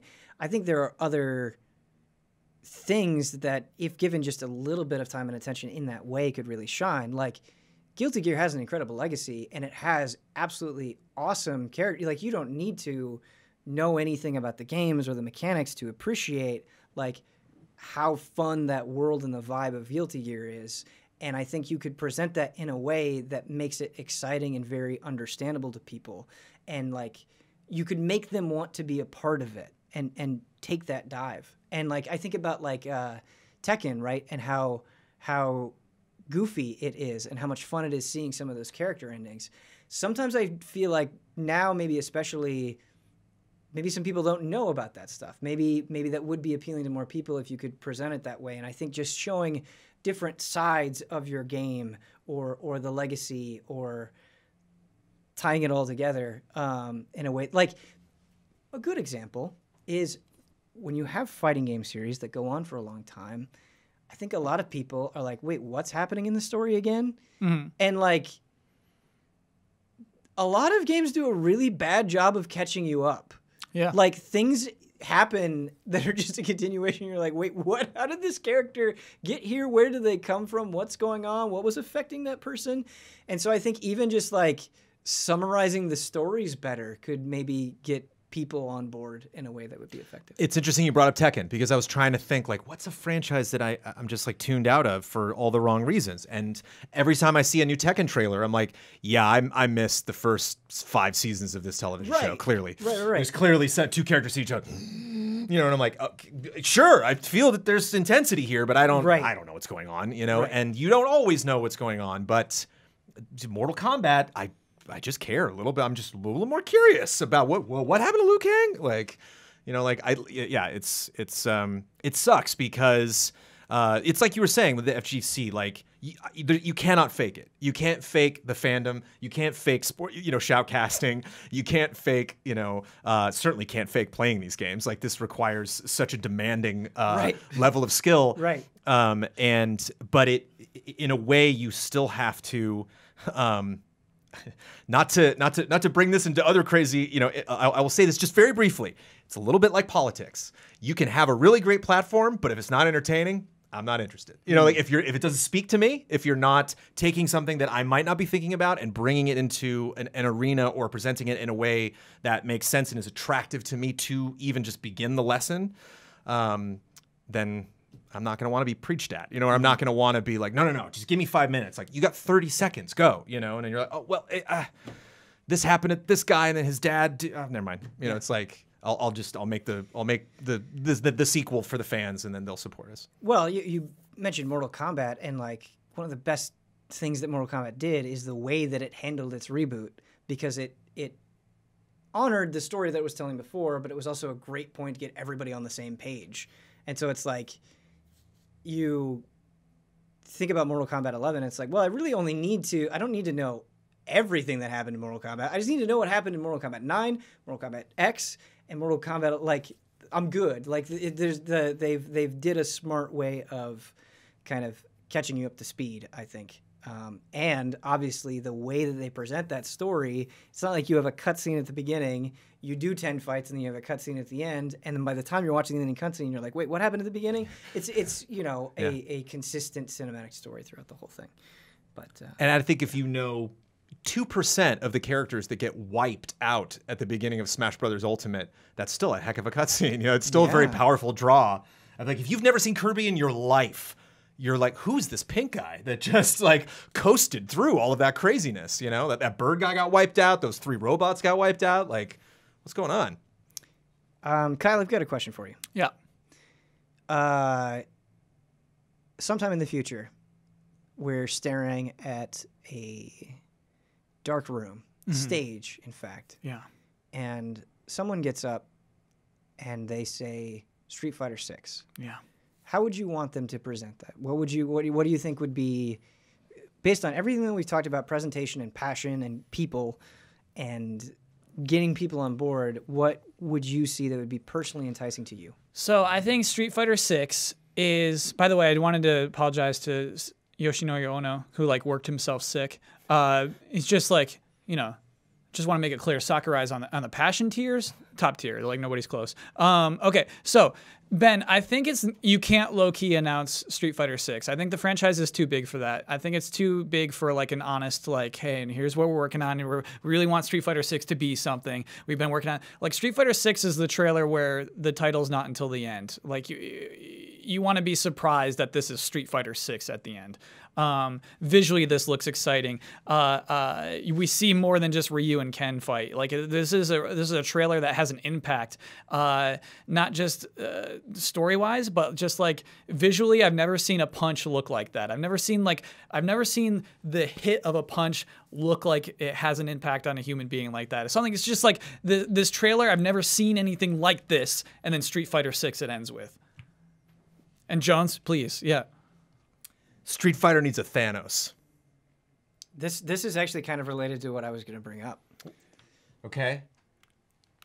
You don't know it's Street Fighter. First of all, can Street Fighter not be spoiled? Like, this is the most leaked franchise I've ever seen in my entire life. So there's that. Yeah. You know, you got to make this. It's pretty leaky. You got to, yeah. But I mean, but Pokemon leaks after the announcement. This is fun. like once we know what the next Pokemon, once we know the game exists, then they go after it. Yeah. But it's like almost before something's announced. It just I feel bad for Street Fighter.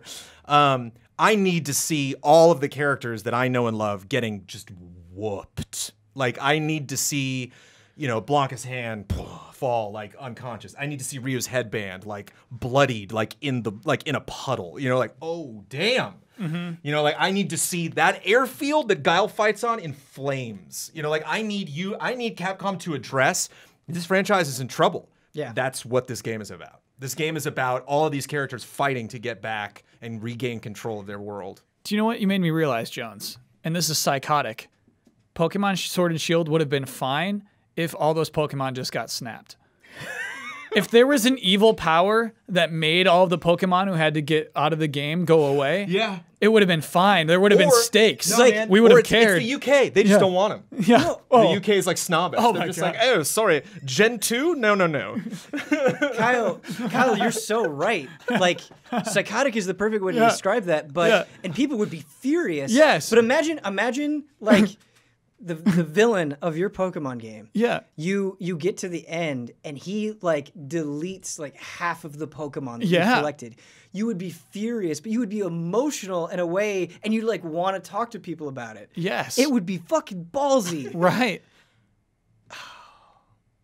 That's what we need. But everyone needs a Thanos. You see like a picture of Croconon, you point at it, you're like, Croconon. Everyone's like, what? He's gone. You're like, it's a Croc. I've never What heard are you of that. talking What are you about? talking What? about? And there's like, it's me, Excelvius. I deleted Croconaw. And like, I'd be so in. I gotta fight Excelvius. Excelvius, box speed. Spoilers. Jones, to counter what you were saying though about Street Fighter, and I want to get your thoughts on this. So Street Fighter 3 initially received a ton of backlash for including so many new characters and so few returning characters. And they actually added more familiar faces over time. But that was a big point of contention with Street Fighter 3 specifically. And over time, that game has only grown in reverence and all of that stuff. But I'm just saying, like, I can see that spooking somebody and being like, well, no, we have to have, this number of Street Fighter 2 characters. What do you say to that when people are like, well, we do it this way because that's what people demand? I think you can have it both ways. I think just because you're bringing these characters back again, the amount of characters you put in a fighting game is lost on me. I have no idea how hard that is to develop, especially when you're making new visual style, updating moves, and that's just a whole world that I'm unfamiliar with. As unfamiliar I am in general with gaming development.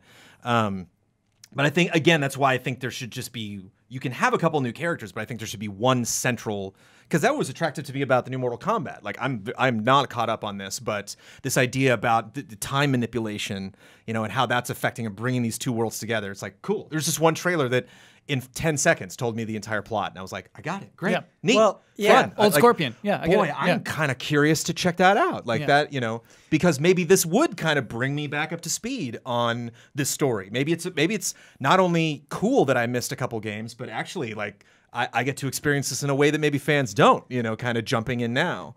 And so if like, they're like, come on, Cammy, and Cammy's like, no, I'm in the game, but I'm not playable because screw you guys, I'm out. Like you have context for why they're not there. Like you have, I don't know. I think it would be interesting. Brandon, when I saw in Mortal Kombat 11 young Johnny Cage and old Johnny Cage interacting, it was like, I got to see that. Yeah. Fighting game stories don't have that enough. You don't have the I got to see that moment. Yeah. Absolutely. I think that's going to do it for Frame Trap. Whoa. Thank you so much to my panel of Kyle Bossman and Brandon Jones for your passion, your considered opinions. Thank you all so much for watching. If you would like to send an email to this show, email askeasyallies@gmail.com. Once again, the email address is askeasyallies@gmail.com. Until next time.